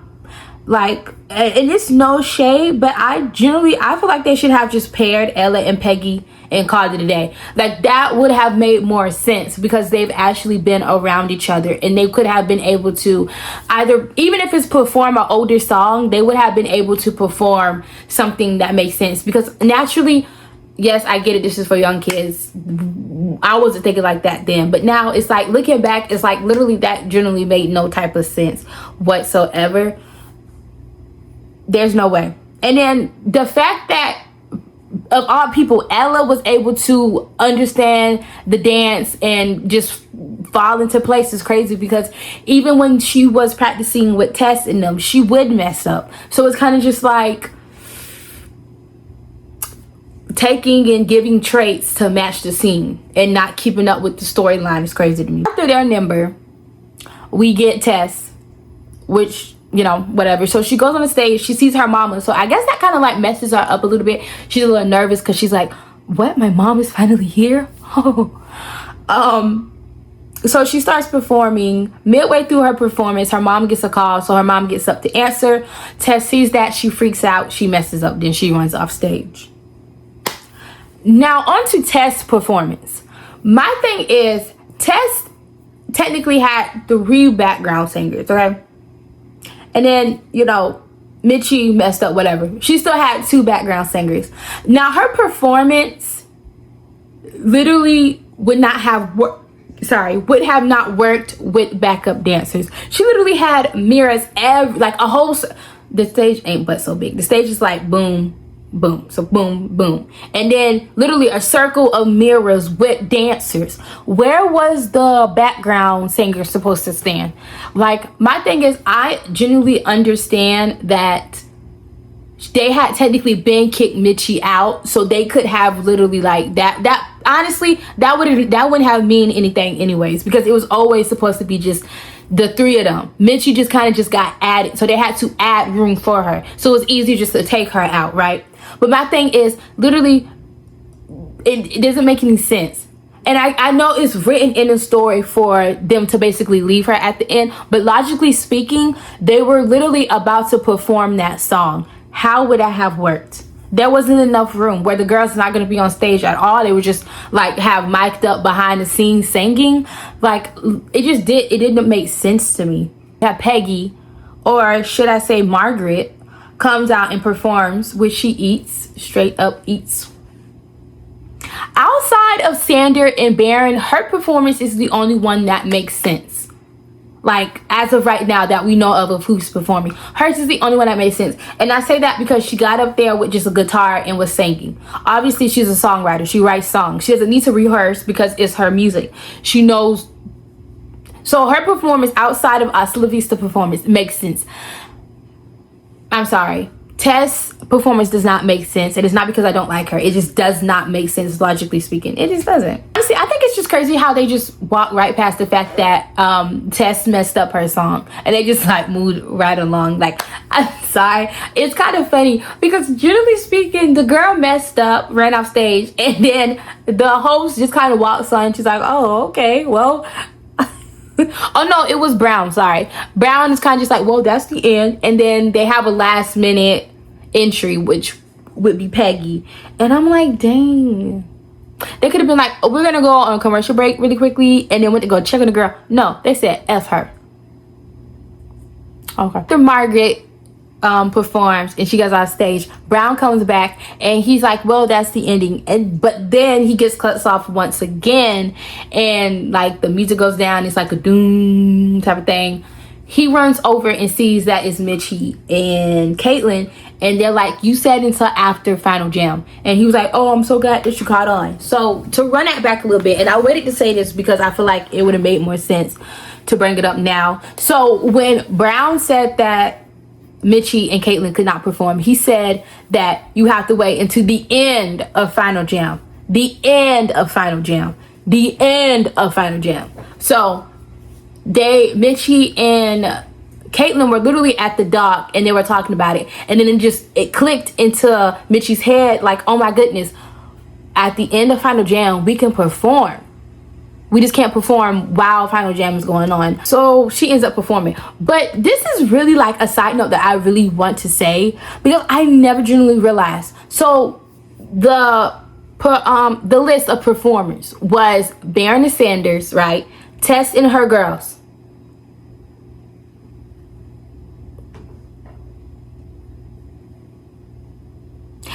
Logically speaking, there was literally only 2 performances that was going to happen. What? What? Before Tess and her girls broke up, there was literally only 2 performances for Final Jam. Now you mean to tell me they couldn't have a couple of extras up there, like 2 different extras singing? I mean, even the drummer, why didn't he have like a thing like by himself? Like he could have just been performing his drums, making the 2 performances. They made this big grand thing for 2 performances, groups of performers. What? But of course, because they broke up, that gave them 3. Because I don't count Demi's because it was after Final Jam. So technically her performance shouldn't even had like you shouldn't have even been able to vote for her. You get what I'm saying? Because Final Jam was over, baby. You have to wait. So hers don't count. So because they broke up, that gave them 3.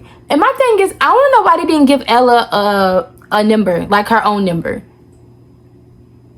She could have been dancing again, because it's not just singing though. That's one thing that kind of like I don't understand, because the camp isn't just about singing. So why didn't they have Drummer Boy up there drumming? Why didn't they have Ella up there dancing? Because mind you, they had a whole dance class, and then they pointed the Drummer Boy out as a drummer. So why not include him in the Final Jam if y'all purposely pointed him out being a drummer? Because he had a whole moment with Shane. So why not give him that moment at the end? That's crazy to me. But whatever. But yeah, I just think it's crazy that technically in general it would have been 2 performers, but because they broke up, it gave them 3. It was basically the movie. I don't know why I keep saying Margaret won. That's good. I'm glad that she won. Tess tries to be nice at the end, like, oh my goodness, everybody had such a great performance, and they try to act like, oh, that's weird, but thank you. You get what I'm saying? Like they do that. I put Disney Channel shows and TV shows, movies and shows have a really bad problem with promoting toxic relationships, because when Tess called Mitchie out for being a liar, Joe blew up at her. You know, you're a liar. You didn't tell me the truth. How'd you do that? You're just like everybody else. You know, all that good stuff that we love to hear, apparently.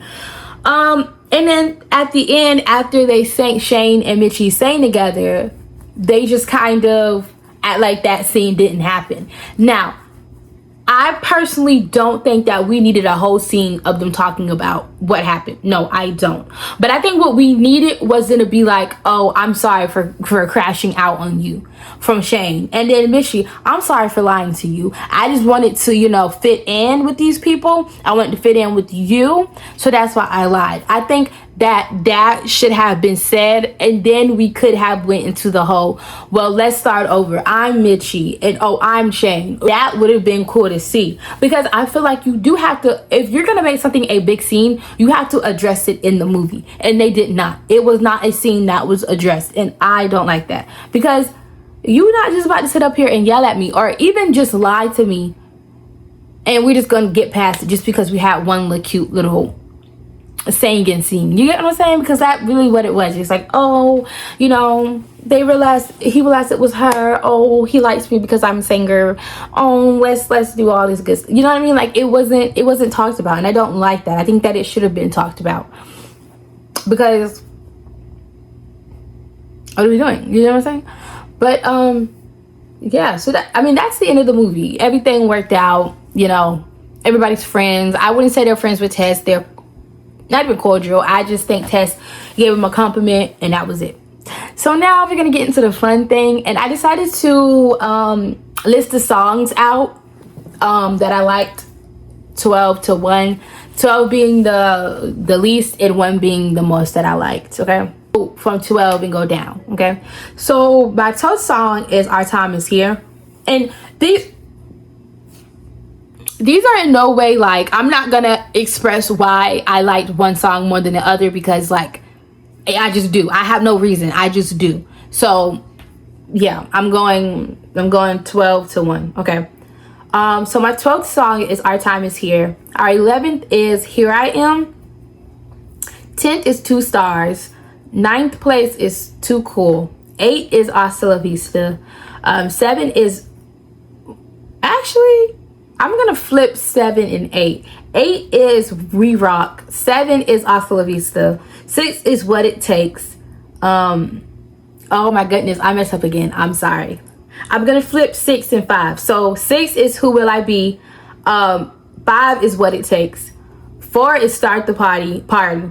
3 is Gotta Find You. 2 is This Is Me, and 1 is Play My Song. I love that song. I love that song. Can't nobody tell me nothing about that song. Like, I love that song. So yeah. So that is the end of Camp Rock 1. Let's get into Camp Rock 2, the final jam. Last year's old news, 'cause it's another summer, that's how this chapter starts. It's a brand new day. They're back for another rockin' summer. The Disney Channel original movie, Camp Rock 2, The Final Jam. This is gonna be the best summer ever. But Camp Rock has new competition. I'd like to welcome all you who can't stop! It's so obvious this guy's just doing this to take down Camp Rock. And the battle is heating up. Camp Rock versus Camp Star, the final jam. What do you guys think about that? How about a worldwide audience? TV, you're on. Look, Camp Forward. Only one will survive. After this, we are done. For good. All right, Rockers, if we want to save this camp, we have to make it the best performance that any of us have ever put on. This is our summer, and we're not giving up. We can't back down. There's too much at stake. This is serious, guys.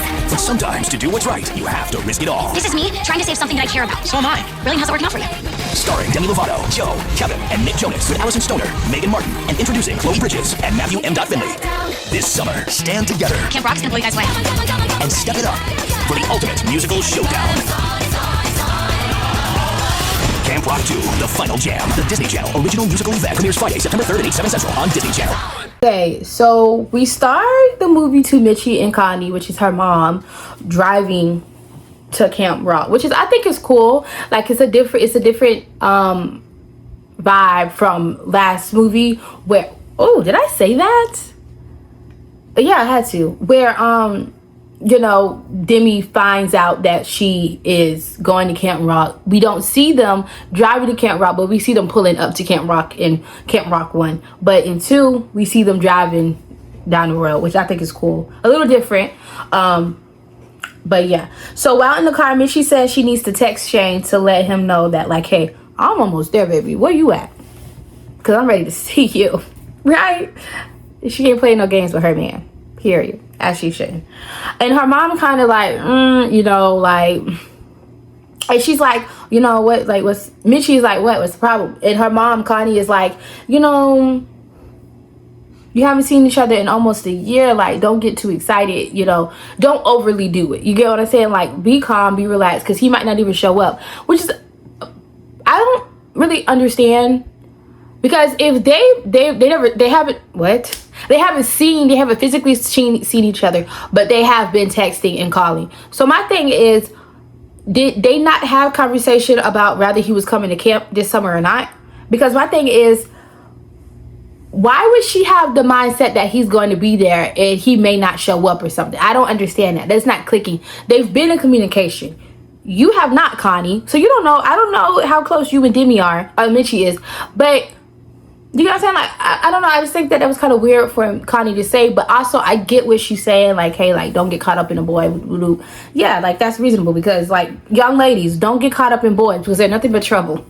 They're nothing but trouble, especially when they're under us. Well, shoot, they're always trouble, to be honest, because just because you older don't mean you less trouble. So, to be honest, I don't know what to tell y'all. I don't. But to me, I think it's crazy that it's almost been a year and he ain't going to see her. And I say that because he had money. I get there in school, so I'm not saying like throughout the week, but he definitely could have flown to see that girl at least once or twice. Like, I'm not sorry. You could have went to see that girl. And I'm not saying that she should have went to see him. No, he's the one with the money and he's older. So I would assume he's older. I don't know. They never said how old they were, and I guess they did it on purpose because shoot, honestly I don't know how old Demi was supposed to be in the first movie. I don't know. But I'm just gonna assume he's older. He could have went to go see that girl at least once, 2, 3, 4, 5 times. Side note real quick. So Camp Rock 1 was made in 2008, and then Camp Rock 2 was made in 2011 or 10. One of them. The age difference is so crazy from the first movie to the second movie.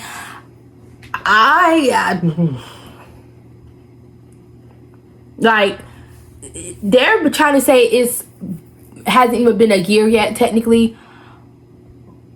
But, I don't know. Honestly, the way that they changed in age between the two movies is crazy. I don't think they should have went with the whole, it's barely even been a year.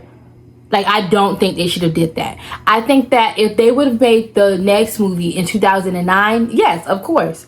But the fact that it's been like 2 years between each production, no. And again, they look drastically older. Like, and I don't care what to say. They looked really older to me. Like, it didn't even look like Sunny was... Oh, Sunny. See, I was about to say it didn't look like Mitchie or Demi was on Sunny with a Chance at the time.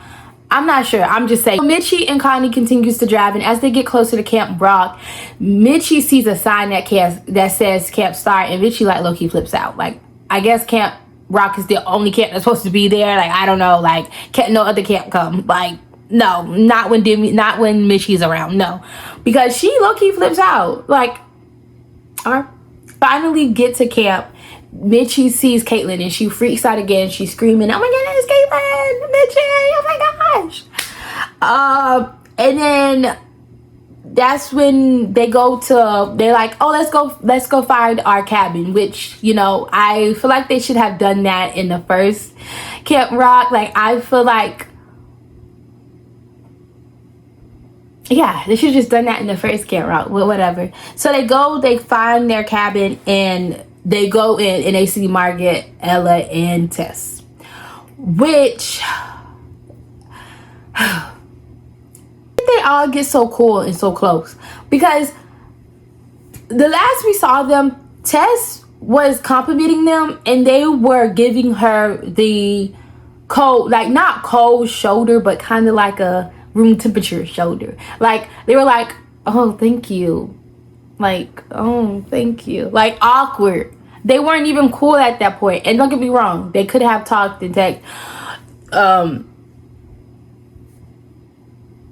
the year, I guess. Me personally, I think it would have been better for them to start off, you know, them all meeting outside, and then Tess coming up and be like, "Hey guys, like, I know I was really mean to you guys, but I just, like, or they could have been, we're in the same cabin, like, let's be cool, let's be nice to each other, let's try, you know, something like that." That would make more sense, because the idea that you just leave off and y'all not even talking to that girl till all of a sudden Mitchie is sitting up here pouring her heart out to Tess and all of them is beyond me. It blows me. And I say that because they're all in the same room, they are greeting each other and laughing and kiki. Mind you, Caitlyn was never friends with Margaret and Ella, but that's neither here or there. So Tess asks Mitchie, like, "What's going on with you and Shane?" That's none of your business, homegirl. And I say that because this girl was obsessed with Shane.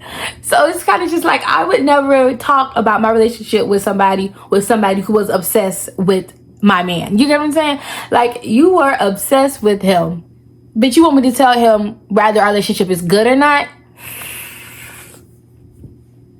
I literally do have a problem with that whole enemy to friendship, enemy to lover relationship when it's not done correctly, especially because not even when it's done. Okay, first of all, I read books. I don't love the enemy to lover trope because it's weird. Like, my thing is, and maybe it's just me, like it's like a me thing, because I feel like if you've done me wrong, especially for no reason, like I didn't start with you, you started with me, and it was for no reason, I can never be cool with you, because I'm always gonna think like, when they gonna switch up, when they gonna start being rude again, one little thing and now they being rude again. That's just me. I don't like that, and I don't like that they promote that in children's shows. They literally promote triangles and then enemies being, or bullies being your friend in every Disney show or movie. I do not understand that mess. I don't. Why are we promoting this stuff to children? I would never sit up in my kid's face and try to get them to be friends, or, oh, it's okay that they bully you. They didn't have a good relationship at home. Or, you know what I mean? Like, at home life. No, your mama not in your life. Your mama barely gives her attention to you. So you're gonna go be rude to people that ain't got nothing to do with that? No. Why are you taking it out on people who didn't do nothing to you? That's weird. I don't like it. And I will always say, I don't like it. I don't like the enemies to lover thing too, because that you're a bully. And because you can't express your feelings correctly, you're going to be rude and nasty. And you expect me to like that? So we switch scenes and we're with Connect 4. They're literally on the side of the road trying to change a tire to the bus. Yeah. But we learn that Shane is just as excited and eager to see Mitchie as Mitchie is excited and eager to see him. So that's good. And this is where I kind of want to like set aside the movie. Well, not set aside talking about the movie and talk. I don't know how to explain it, y'all, but I'm about to get into it. So this is a side note. I know Demi is the main character. I know Demi is supposed to be the main character, like the audience looking at the movie and it being promoted to us is Demi Lovato is the main character. But the way she went from side character to a main character in a movie is crazy to me. And I say that because Camp Rock 1, it was not revolved around her. It was not what Mitchie wants, Mitchie gets. You get what I'm saying? Camp Rock 2, what Mitchie wants, Mitchie gets. Mitchie was a side character. She was a main character playing a side character in Camp Rock 1. But when we get to Camp Rock 2, she is the spotlight now. Yeah. I don't know if that makes sense. Like, hopefully that makes sense to y'all, because I'm gonna bring it up later on what I mean by that. But it's now people care about what Mitchie wants. Now people want to be like, oh, Mitchie, do you like this? Do you want to do that? Do you want to do this? Is this cool with you? Now it's like that. But the first movie, it wasn't like that. Everybody was equally.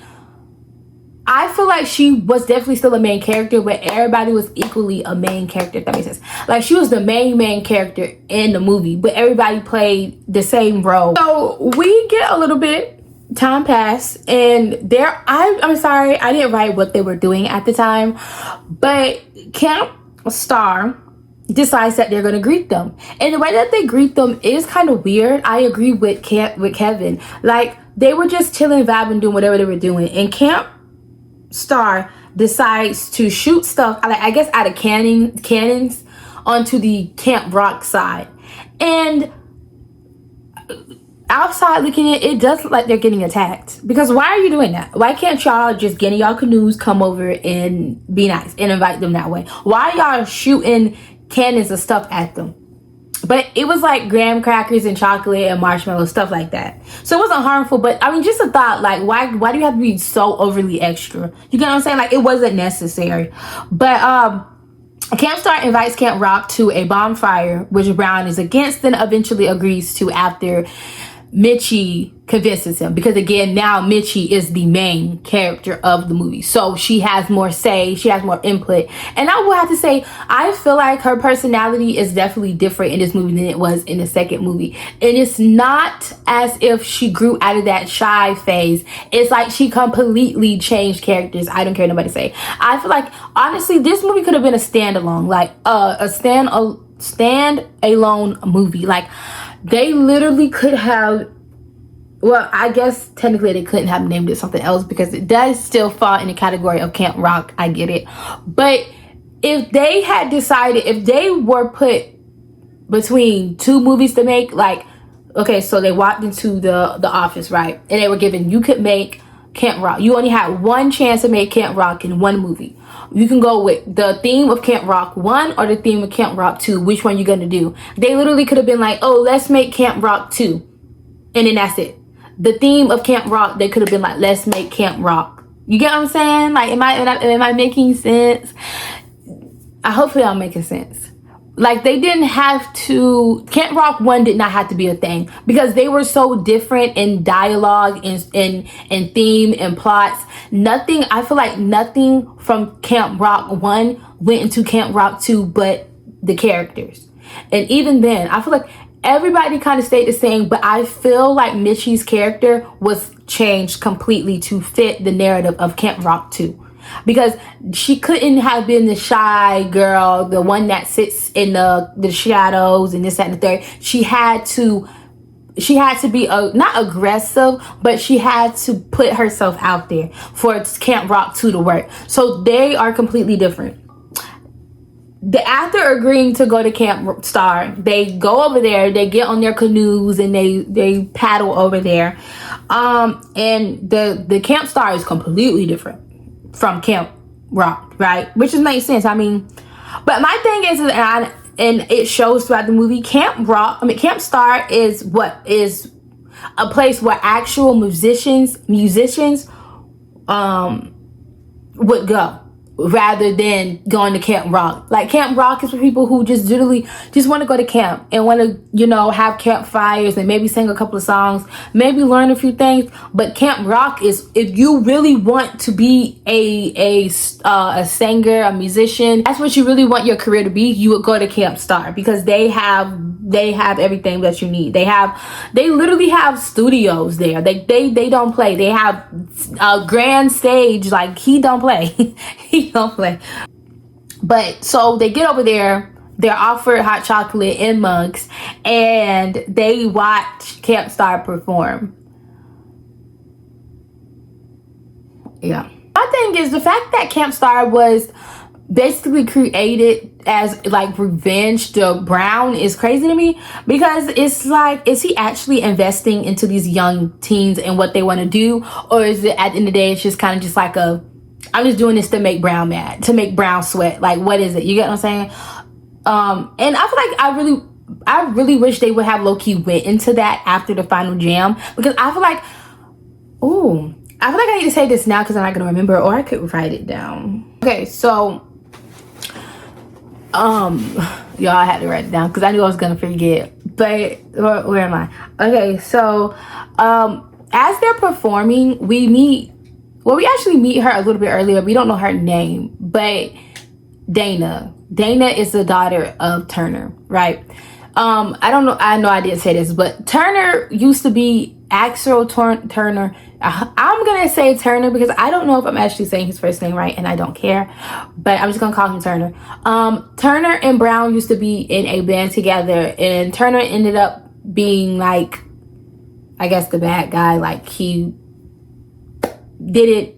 I don't want to say he was a bad guy, but that's what they made it seem like. So that's what I'm gonna say. He was a bad guy. He wasn't good to Brown and the band, I'm assuming, and he was just shady. He was a shady dude. He did shady business and all that. That's what I'm gonna say, okay? If I'm wrong, let me know, but he just wasn't good to the band.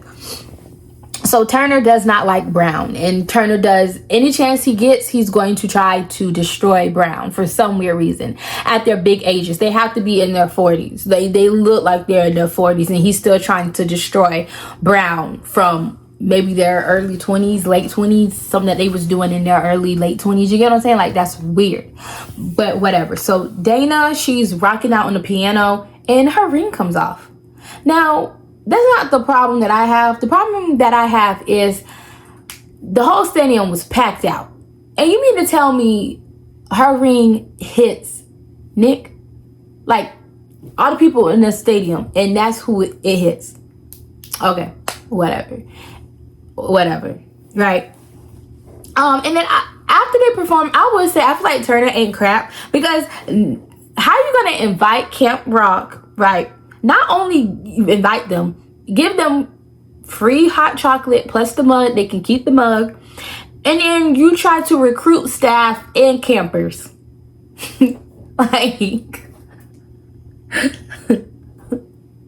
like what? Like, that's crazy to me. So after Turner is done recruiting, we meet Dana Turner and we find out that Nate, which is Nick, is very much interested in her, which is cute. But of course they would like each other though. You get what I'm saying? Like, they not supposed to even be in the same room, but they would like each other. Or no, I don't really like that term. Like, you see somebody and you automatically like them. I don't like that term. They're attracted to each other. Because honestly, most times the person that you are with, unless you're like friendship to lovers, most of the time the people that like you end up being with is because you were first attracted to them. Like, I don't care what nobody say. Unless you are friends to lovers, if you started off a relationship where you generally wasn't strictly friends and then y'all turned into lovers, when you first see people, you're going to look at their looks. I don't care what nobody say. I don't care. So like, yeah, y'all didn't like each other. Y'all didn't know each other. Y'all didn't even know each other's name. Y'all thought that each other was attractive. I thought she was pretty. I thought she was handsome. There's nothing wrong with saying that. I take that back. There's nothing wrong with saying, I find you to be pretty and I want to get to know you. After Nick gives Dana back her ring, we switch scenes and Mitchie is in the studio and she runs into Luke, which Luke is a cocky person. I don't like him. I just don't. I just think like you're just too cocky for no reason. Like, don't get me wrong, it's good to uplift yourself. It's good to talk good about yourself because everybody should do that. Like, realistically, everybody should be on that same, but it was just too much, But so Luke is talking to Mitchie and I guess he was trying to flirt. He called himself flirting, but he, basically tells Mitchie about her own relationship. Like, he gives her information about her own relationship or whatever, like, oh, you're talking to Shane and stuff like that. And Mitchie is like, how do you know who I'm talking to? And this, that, and the third. And Luke is like, well, I have to know the competition. And Mitchie says, what competition is this? Summer camp. Again, lets you know the difference between the two camps. You get what I'm saying? Like, it's a difference between the two camps. Camp Rock sees camp as camp. Camp Star sees camp as something serious. I forgot what the name, like, literally like a job. Like, literally they see it. Camp Star sees camp as a job, I feel like. Tells Mitchie, like, hey, you may see it as this, that, and third, but like, I see it as, something serious. Like, this is serious. That I'm doing my all for this. As Luke and Mitchie is like going back and forth talking, Tess comes in and she's like, oh, my mom agreed to make the switch. And Mitchie is like surprised and shocked. But my thing is, I don't understand why. When has Tess ever shown to be a good person? When has Tess ever shown not to be an opportunist? When has Tess ever shown that, hey, I'm going to be loyal? Who is she loyal to? I honestly don't like how they tried to make it seem as if, oh, Tess, how could you ever? Me personally, if anybody else would have switched sides, that would have made more sense. Honestly, they really should have did that. I think that would have been more interesting to see, because it's like, it would have been interesting to see like Ella or even Margaret do it. I was expecting that.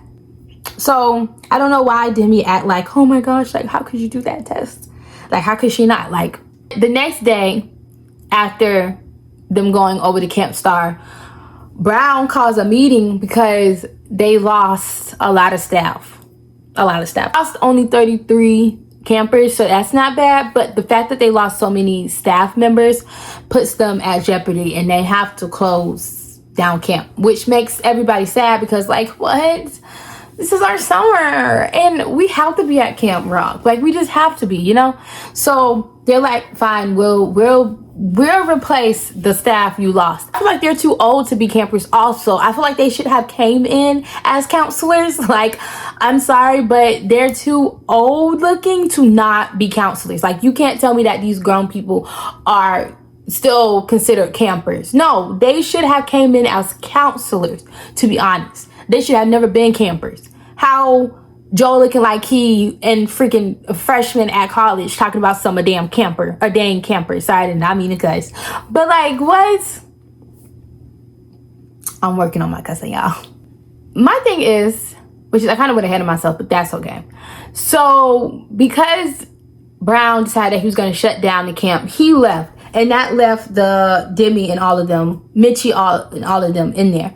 So that leads to them singing, which is, let me rewind it back a little bit because what I'm about to say, I want y'all, you know.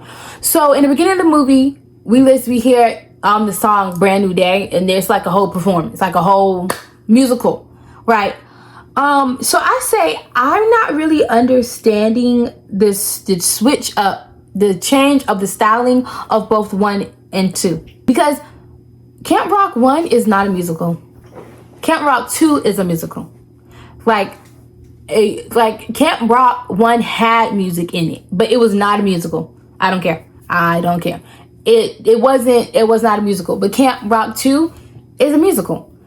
And I don't understand why they switched up the formula. Like, I'm not saying it's bad, but I just don't understand why they switched the style of it. So after they agreed and they informed Brown that, hey, like, we'll be the counselors, we see like a montage of them basically meeting and trying to work with their group of kids that they're supposed to be with. And of course, it's a hot mess. It doesn't seem like anybody is willing to quit, though. I will say that. It's not like they're like, oh, I can't do this. They didn't do that, so I guess that's good. Continues on. We start to see that Nick is being creepy, or Nate is being creepy. Because why are you spying on that girl? Why are you spying on that girl? That doesn't make any sense. And side note, am I the only one that was like Team Nick growing up? Like, that was my man. That was my man. Like, I never was like on the Joe fan. Like, I wasn't. Like, Nick. And honestly, one of the main reasons why he was my man growing up was because we both have diabetes. So I was like, it's destined. Like, we need to be together because how we both got diabetes. Like, we the only two in the world with diabetes. You get what I'm saying? Like, that's what it gave. Like it gave that. Like, it was just us two in this world alone because me and him could understand each other. You get what I'm saying? Like, we was the only two. We were just, in my mind, we were like this whole time. That man didn't know me. But I knew him in my mind. You get what I'm saying? So, I don't know. I didn't say that in part 1 because I feel like Nick and Kevin really weren't like a thing, really. Okay, y'all, so I'm editing again, but I didn't mean to say that they weren't a thing. It wasn't that they weren't a thing. They just weren't like a main character, or they weren't, to me, I feel like they weren't on scene enough for me to kind of make it about them in that sense. So that's why I didn't add it in the first one, because I feel like they showed up maybe in total, I'm gonna say 4 times. I want to say 3, but I'm gonna say 4 times in the first movie. But in the second movie, they were actually part of the cast. Like, they stayed the whole movie, so it made more sense. Maybe I'm wrong, I don't know, but that's just my thought process on it. And excuse my acne, y'all. I don't know where it's coming from. Like, what the heck? In the first movie, like they are in the second movie. But yeah, okay, I was never Kevin, like, but Camp Rock 2, Kevin was fine. Like, I was looking, I was like, oh, okay, Kevin, I didn't know you looked like that growing up, but now I see. But no, we see him being creepy and spying on Dana. Like, but in the middle of him, like, spying, he runs into Sander, who informs him that it's water day. But it's like, I forgot what he says. He doesn't say water day. He says, like, skiing or something like that. And all of a sudden somebody comes by on like is it water rafting? I think it was. But they come by on like the water thingy and like basically flip basically flips Nate over into the water. Okay, that's one thing. But my thing about it, right, is he got flipped into the water. How in the world did he end up on Camp Star side of the river? Like, he was literally on the side of Camp Rock. So why would he go over to Camp Star's side? You know what I mean? Like, my thing is, he was supposed to be spying from a distance. Why did he end up on their side? I just don't understand that. But once he's on Camp Star's sides, Dana sees him and they have this little talk or whatever. Not really. I don't think it lasted for too long because Turner is looking for Dana. Dana. Why do I keep on calling her Dana? Dana. That girl don't know her name. Okay. But I just feel like he's seen Nate. Like, there's no way he didn't see Nate. Like, I just feel like he did, but whatever. Later on, it's a lot of spying going on in Camp Rock too.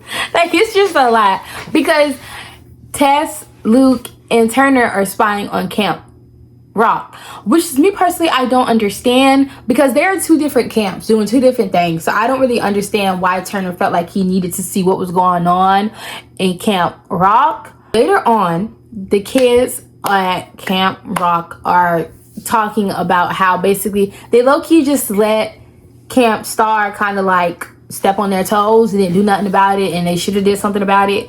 So next thing you know, we get the little whole Camp Rock. And all I can think about is that meme with the Kardashians. Camp Rock! Camp Rock! Camp Rock! Camp Rock! Camp Rock!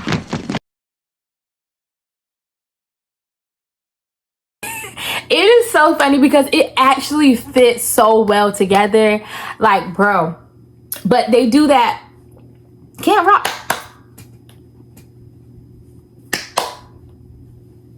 All the way up to the stage where the Camp Star is. And then they're like, oh, we're going to battle you.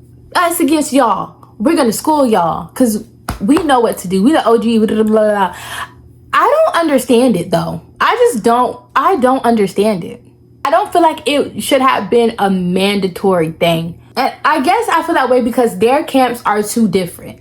Like, even while they are, after they have, said they want to battle and everybody agreed to battle, as they're like getting ready and trying to figure stuff out, Camp Rock acted completely different from Camp Star. Camp Rock wasn't really in it, you know what I mean? Because they literally just wanted to go to camp. So it just doesn't, I just didn't understand why they felt like it was mandatory to do that. Because again, like I said, Camp Rock treated camp like camp. Camp Star did not. So I don't think it should have been like a necessary thing. Turner's not crap, because my thing is, you're agreeing to battle a bunch of children and you don't even have Brown there to like be the adult for them. You get what I'm saying? Like, why are you sitting up here trying to battle with children without another grown person present to be their spokesperson? Because you cannot, as a grown man, sit up in a kid's face and try to battle them and say, oh, we're the better camp, we're the better. You can't do that. That's weird. Like, it would be different if Brown was there. It's like, oh, if Turner and Brown was going head to head, like, no, my camp is better, no, my camp, that I would have respected that. Side note, I will say that even if it was between Turner and Brown, that still would have been bad, because why are you sitting up here betting between other people's kids? Like, you're betting other people's kids. That's weird. And yeah, granted, they're not kids, but like, they're not adults either. And they're teens. Okay, they're teens. It's still the same thing. Like, they're underage, and y'all are sitting up here betting on which group of teenagers is better than the other. That's weird. It would be weird if they were to do that too. So I mean, I don't know. It's all weird. But you're sitting in a group, you're sitting in the faces of young teens talking about oh yeah, let's battle. Let's see who's the best. Let's see who's better. As a grown man in your 40s, that's what you decide to do? That's weird. I don't know. I don't care what nobody say. That's weird. They end up doing a whole battle. Show me, show me, show me, show me, show us your God. La, la, la, la, la, la, la, la, la. One thing that I do have to say, though, is these songs, like the song scenes, are so overly drawn out. Like, we get it. Y'all want to be a musical so bad. Like, we get it, I promise you. But it's like, gosh.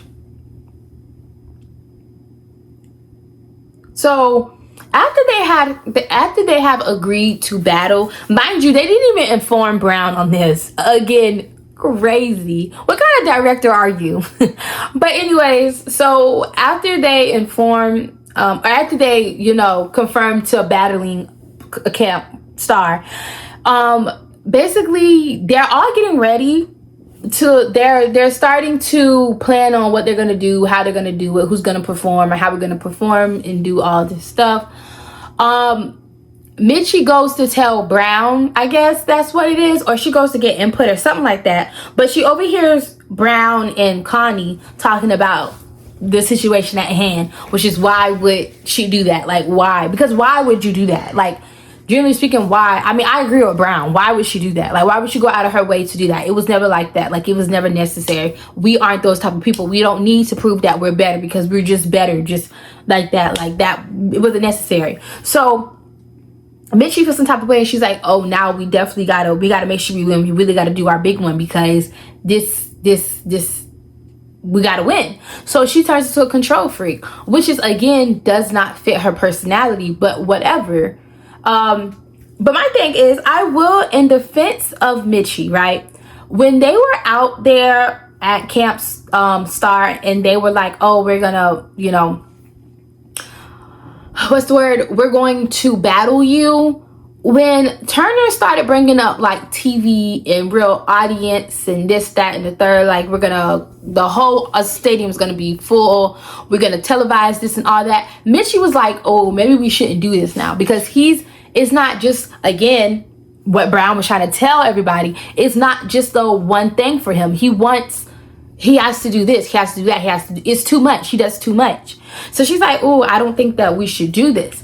But Caitlyn and them are the ones that kind of push for Mitchie to say yes. So they pressured her into saying yes, even after she kind of was like, oh, maybe we shouldn't do it, maybe we should back out now, because again, he's doing too much now. We don't need television and all, we don't need to be broadcast. That's not what this is for. This is just to prove that we know what we're doing. But she agrees. So y'all talk about audience and TV, we need to make sure we're perfect. So no, honestly, I agree with her. They were acting like this was just like a little regular, final jam, like just camp wise. And no, it's not. There's TVs in now. So we need to make sure we got our stuff together. So they were kind of getting mad or frustrated with her because she was on her crap and they weren't. But I'm like, no, I'm with her. Like, y'all not about to make me look like a fool on TV. If we're going to do this, we need to do this right. And that's just facts. And I know I keep saying this, but again, it shows the difference between Camp Rock and Camp Star. Because for Camp Rock, it was just like a little baby for performance. Nothing that they needed to overly prepare for. But for Camp Star, like, this is, no, we need to make sure we're good because this is gonna be on TV. Like, this is my big break. This could be my big break. But that wasn't the case for Camp Rock. So that's why they were like more like, oh, you know, we need to be good, but I'm not about to sweat it. Whole scene of just basically, Mitchie, you're going crazy, you're doing too much. And then freaking Shane so desperately wants to hang out with Mitchie, but Mitchie is trying to take this thing serious because, like, Camp Rock is her life. So she's like, I can't do this, I can't do that, I gotta help this, I gotta help that. They kind of get into an argument, and then they start singing, you know, and I wouldn't change a thing, you know. I love that song, but like, listening to the lyrics kind of didn't fit. I'm editing right now, so this is editing Tierra. But so when Mitchie and Shane are singing their song Wouldn't Change a Thing, when you actually listen to the lyrics, I feel like it's very weird, and the lyrics don't fit the situation, because they would like say stuff like, you know, like Shane would say she want to pick a fight about every little single thing, and then they would say that's what my friends would say, and it's like, the lyrics do not match whatsoever. And I was so confused about that, because that's one of, like, okay, so I work at a daycare, so we listen to Disney music, and one of the main reasons why I wanted to look at the movie again was because I heard the Camp Rock soundtrack at work, and I was listening to it, and it was the lyrics that they were saying. I was like, well, that doesn't fit the narrative of what's happening. That's not literally what is happening. Like, I don't know, the lyrics did not match what was going on in the movie, because their friends didn't even know that they liked each other like that. Well, no. Okay, let me not say that. Because they did know, but they didn't know the details of their situation. Scratch that. I'm thinking about one and not two. I'm sorry. They did know, but they didn't know the every little bit and piece of their situation. So how could their friends give any advice on a situation they had no, you know, they didn't know nothing about? To be honest, Mitchie and Shane didn't even know what they had going on. They didn't even know what was going on. So it was a little weird. Maybe I don't know. I feel like, I don't know. But anyways, so after they have their whole, you know, blowout, and nobody's taking this serious but me, kind of reminds you of Cheetah Girls, right? The next day, you know, Shane tells basically the campers, like, hey, you know, Mitchie's right. We got to get our crap together, because this is serious. This is our camp. We love our camp. We should take it serious. We should represent our camp in a serious way. So then it's like, okay, so how are we going to do this? You know, they sang their song Rock and Roll, because some people, I guess, feel like, oh, we're not rock stars, we can't do that. So they do their rock and roll. After that, we see Nate walking down the road acting like Pete the Cat with his I got my blue shoes. Like, it literally gave that. Like, I'm sorry, this is I like my blue shoes, I like my, or something, you know what I'm saying, I like my red shoes, whatever they say, it really gave that.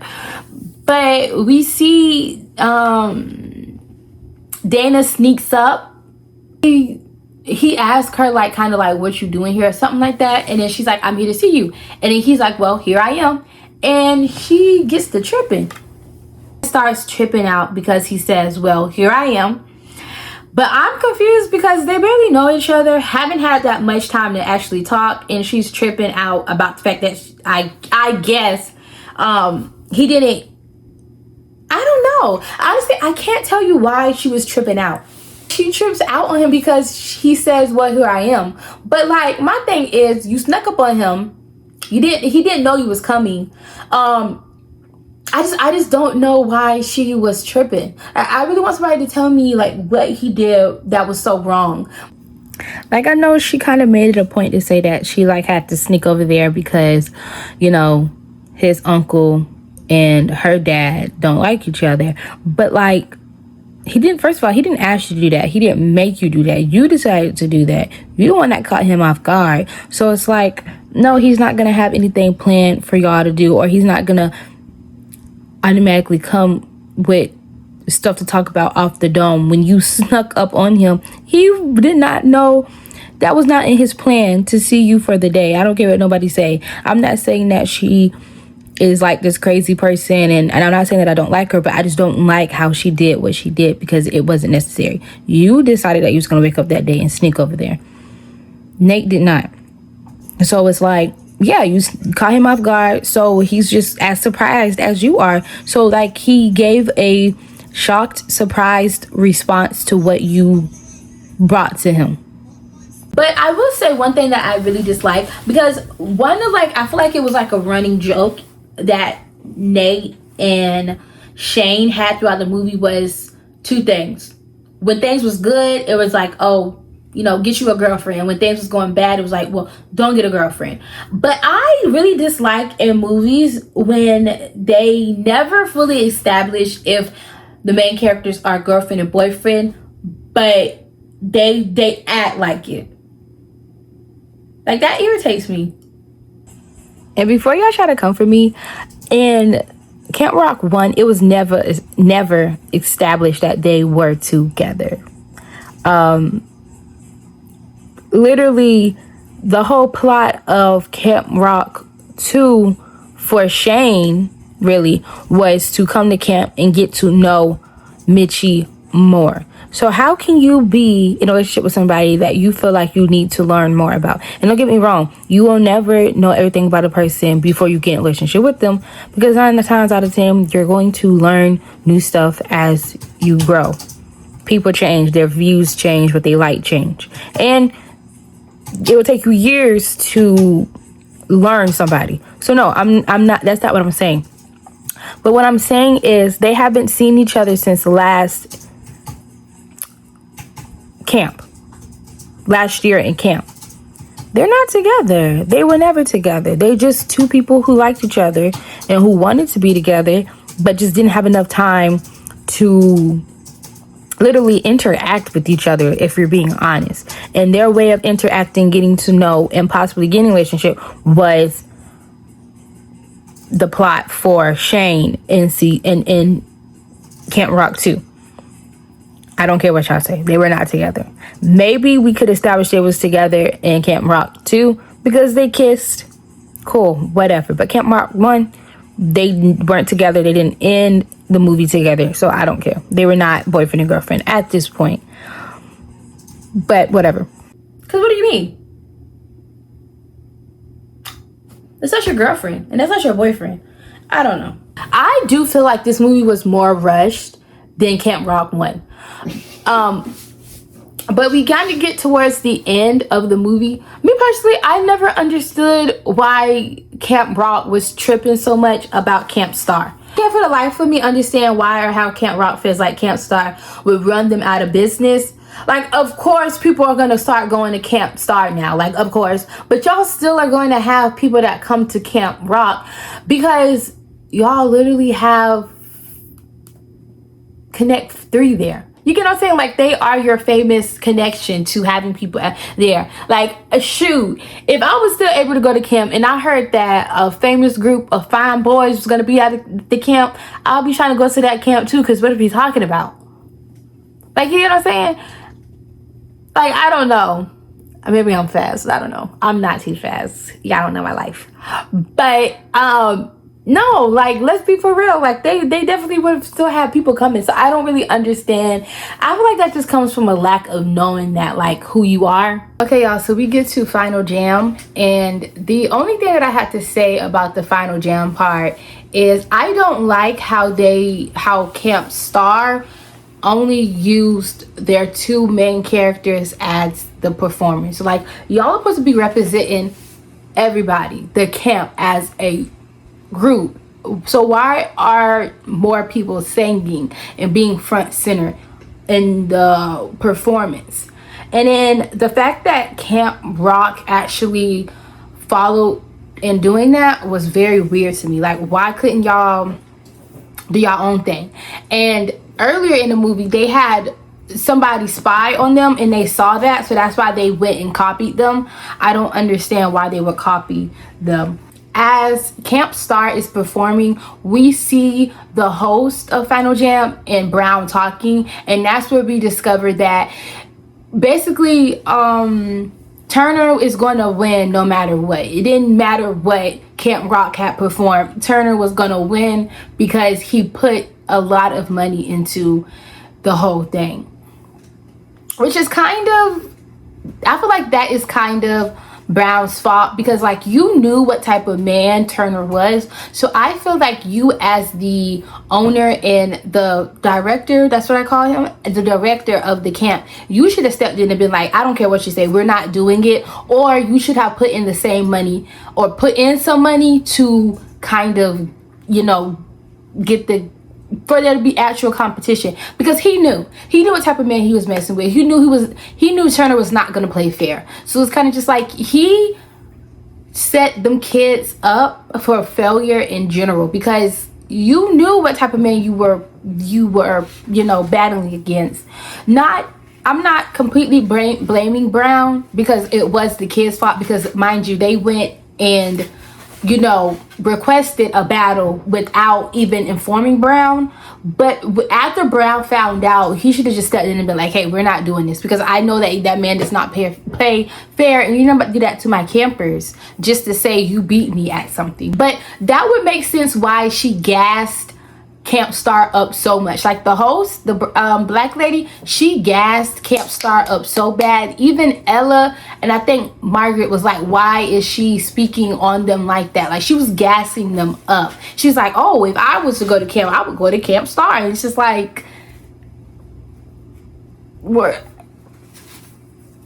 Like what? Like what are you doing here? Like why are you? But that makes sense. She was getting paid. Personally, I think they messed up when they decided to do a slow beat approach when you are doing a performance, like a concert type thing. Like and this is like a one performance type thing. It's not like you get to perform maybe maybe twice or 3 times. No, you perform once. So when you are trying to leave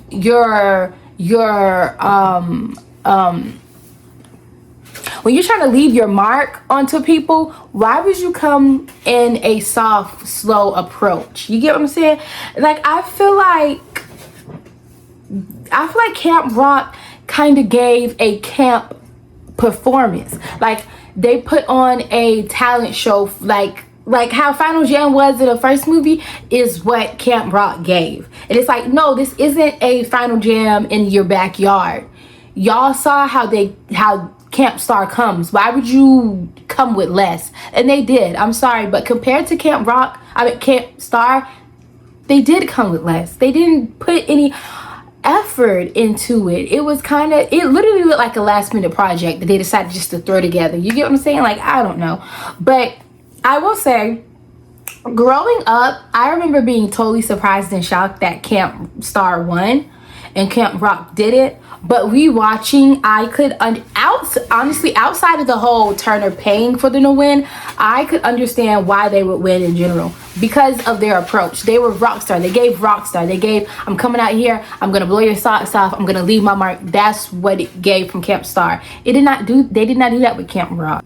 I feel like that again kind of brings back the difference between the two camps and which one you would rather go to. Do you want to go to one that is going to take your music ability serious, or are you just going to go to a camp just to go to a camp? After they won, you know, they seem kind of upset for a little bit, but then we get to the campfire and everybody is like, you know, singing, this is our song, you know, stuff like that. Everybody seems at peace with the fact that they didn't win, which is, I like that they didn't like linger on it too long. Like, okay, you lost, so what? It doesn't mean that that's one thing that I didn't really understand about it, because we lost, so nothing changes. You get what I'm saying? Like I just didn't, honestly, I didn't understand it, like, because they made it okay. Even like, what? Like my mind is.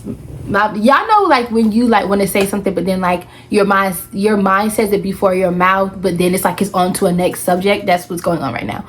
But honestly, that's why I said I don't understand why they had to battle. What did you win? What did you lose? What did you gain? You get what I'm saying? Nothing was gained. Nothing was lost for any of them, I feel like. Because at the end of the day, you're gonna have people that's gonna come to Camp Star because they feel like, oh, we might be on TV. And you're gonna have people that come to Camp Rock just because they want to go to camp.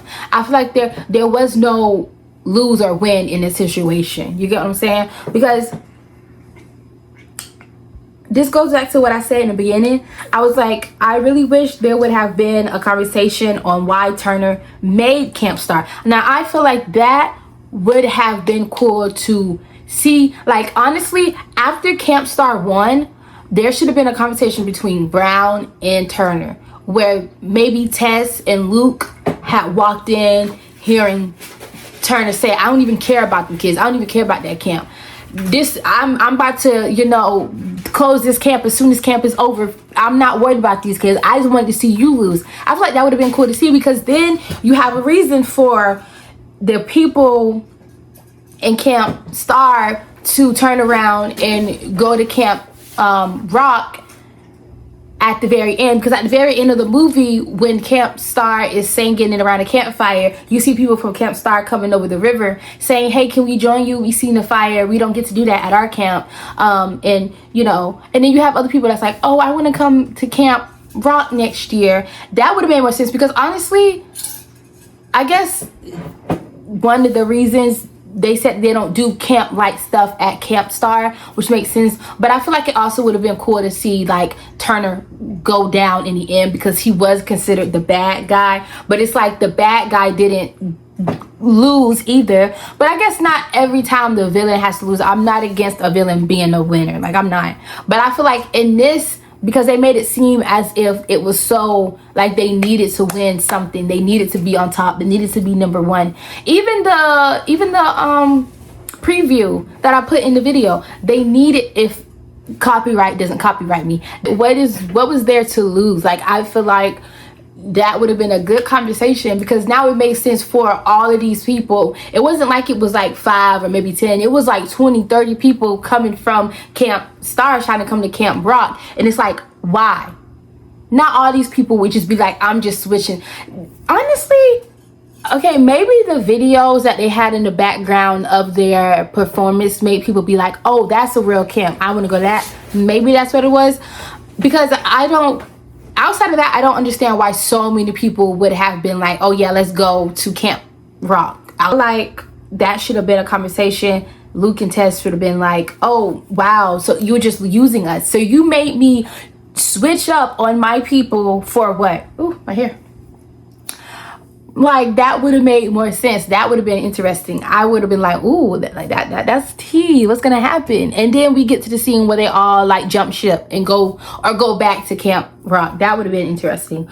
But yeah, I mean, I guess in the end, Camp Rock does win, because they not only gain back the people that they lost in the beginning of the movie, but they gain more people. So I guess that's their ideal of winning, because it doesn't always have to be in the form of like you know, like the talent show type thing. So I guess it was like a win-win at the end of the day. But I feel like that would have been cool to see, like a conversation between Brown and Turner. Now I really want to see how they're gonna do Camp Rock 3 after seeing Camp Rock run into, me personally, like what can be next? Because Camp Rock 2 put 2 things into one movie at the same time. They put like the kids being counselors and counseling kids, and then they put competition. So it's like, what could be next? Like, I'm actually really looking forward to the new Camp Rock. Honestly, I don't know, even, let me see, a little intermission, I guess we'll call it. Let's see. Camp Rock 3. Hey, the dude from Stuck in the Middle. Okay, so here's my thing though. I'm so sick, and I don't want this to be that type of video, but I'm so sick of them remaking movies and then like the original cast not playing a part in it. Because, okay, don't get me wrong, the Jonas Brothers are gonna be there, but it's like executive producers, that's where Demi Lovato is. And it's just like, girl, like, get your like EP, get it, be in the movie though, babe. We want to see Mitchie.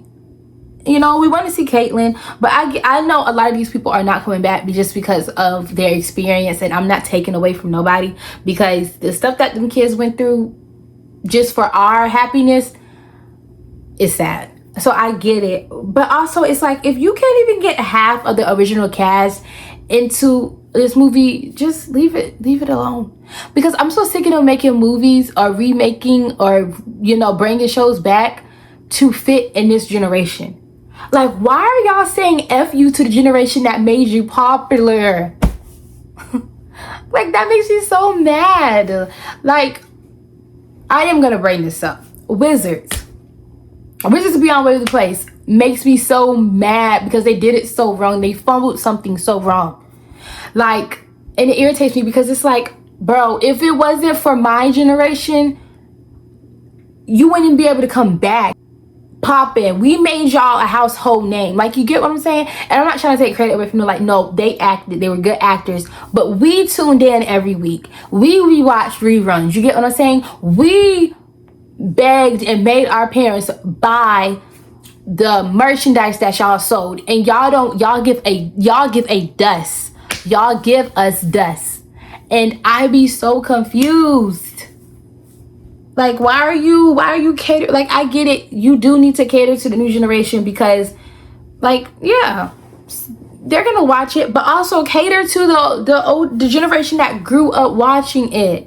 Come in, y'all mess with everything, and it's just like, ugh. And then honestly, this I want to know how they're gonna do the whole Mitchie and Shane thing, because if Mitchie is not gonna be a part, or are we gonna hear things about Mitchie? Is not me starting.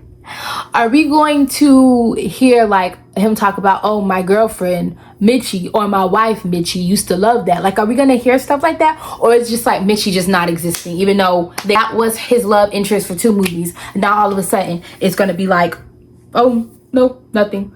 Or even, are any of their kids, like kids in the movies, gonna go to Camp Rock? Like, oh, I don't want to go to Camp Rock, Dad. And then Shane's gonna be like, me and your mom, this is where me and your mom met. You know what I mean? Like, or even Nate, because Nate had Dana in the second movie.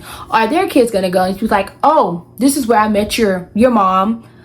She was in the camp on the other side with your granddad. Like, you get what I'm saying? Like, is it? I just want to see it pan out good. You get what I'm saying? Like, I wanted it to make sense. And it scares me because I feel like it's not going to make sense. But, I mean, I'm still going to tune in and hopefully I make a video on it. I don't know. But, so enough of that. I'm going to say the songs that I like in order. Least to greatest, you know, so here it goes. My 12th one is Brand New Day. My 11th one is Tear It Down. My 10th one is Fire. My 9th one is You're My Favorite Song. 8th one is Different Summer. 7 is What We Came Here For. 6 is This Is Our Song. 5, Heart and Soul. 4 is On. 3, Can't Back Down. 2, Introducing Me. And 1, Wouldn't Change a Thing, y'all. So that is the end of this review, y'all. Let me know your thoughts and opinions on my thoughts and opinions down in the comments below. Let me know what your favorite songs was from both of the movies down in the comments below. Make sure you check out my main page, Tia Shakira, be down in the description below. And next movie TV show that I talk about will be Let It Shine, y'all. And that is coming very soon. Thank you for tuning in. Hopefully you guys stay and view others. But I'll see you guys in the next video. Bye.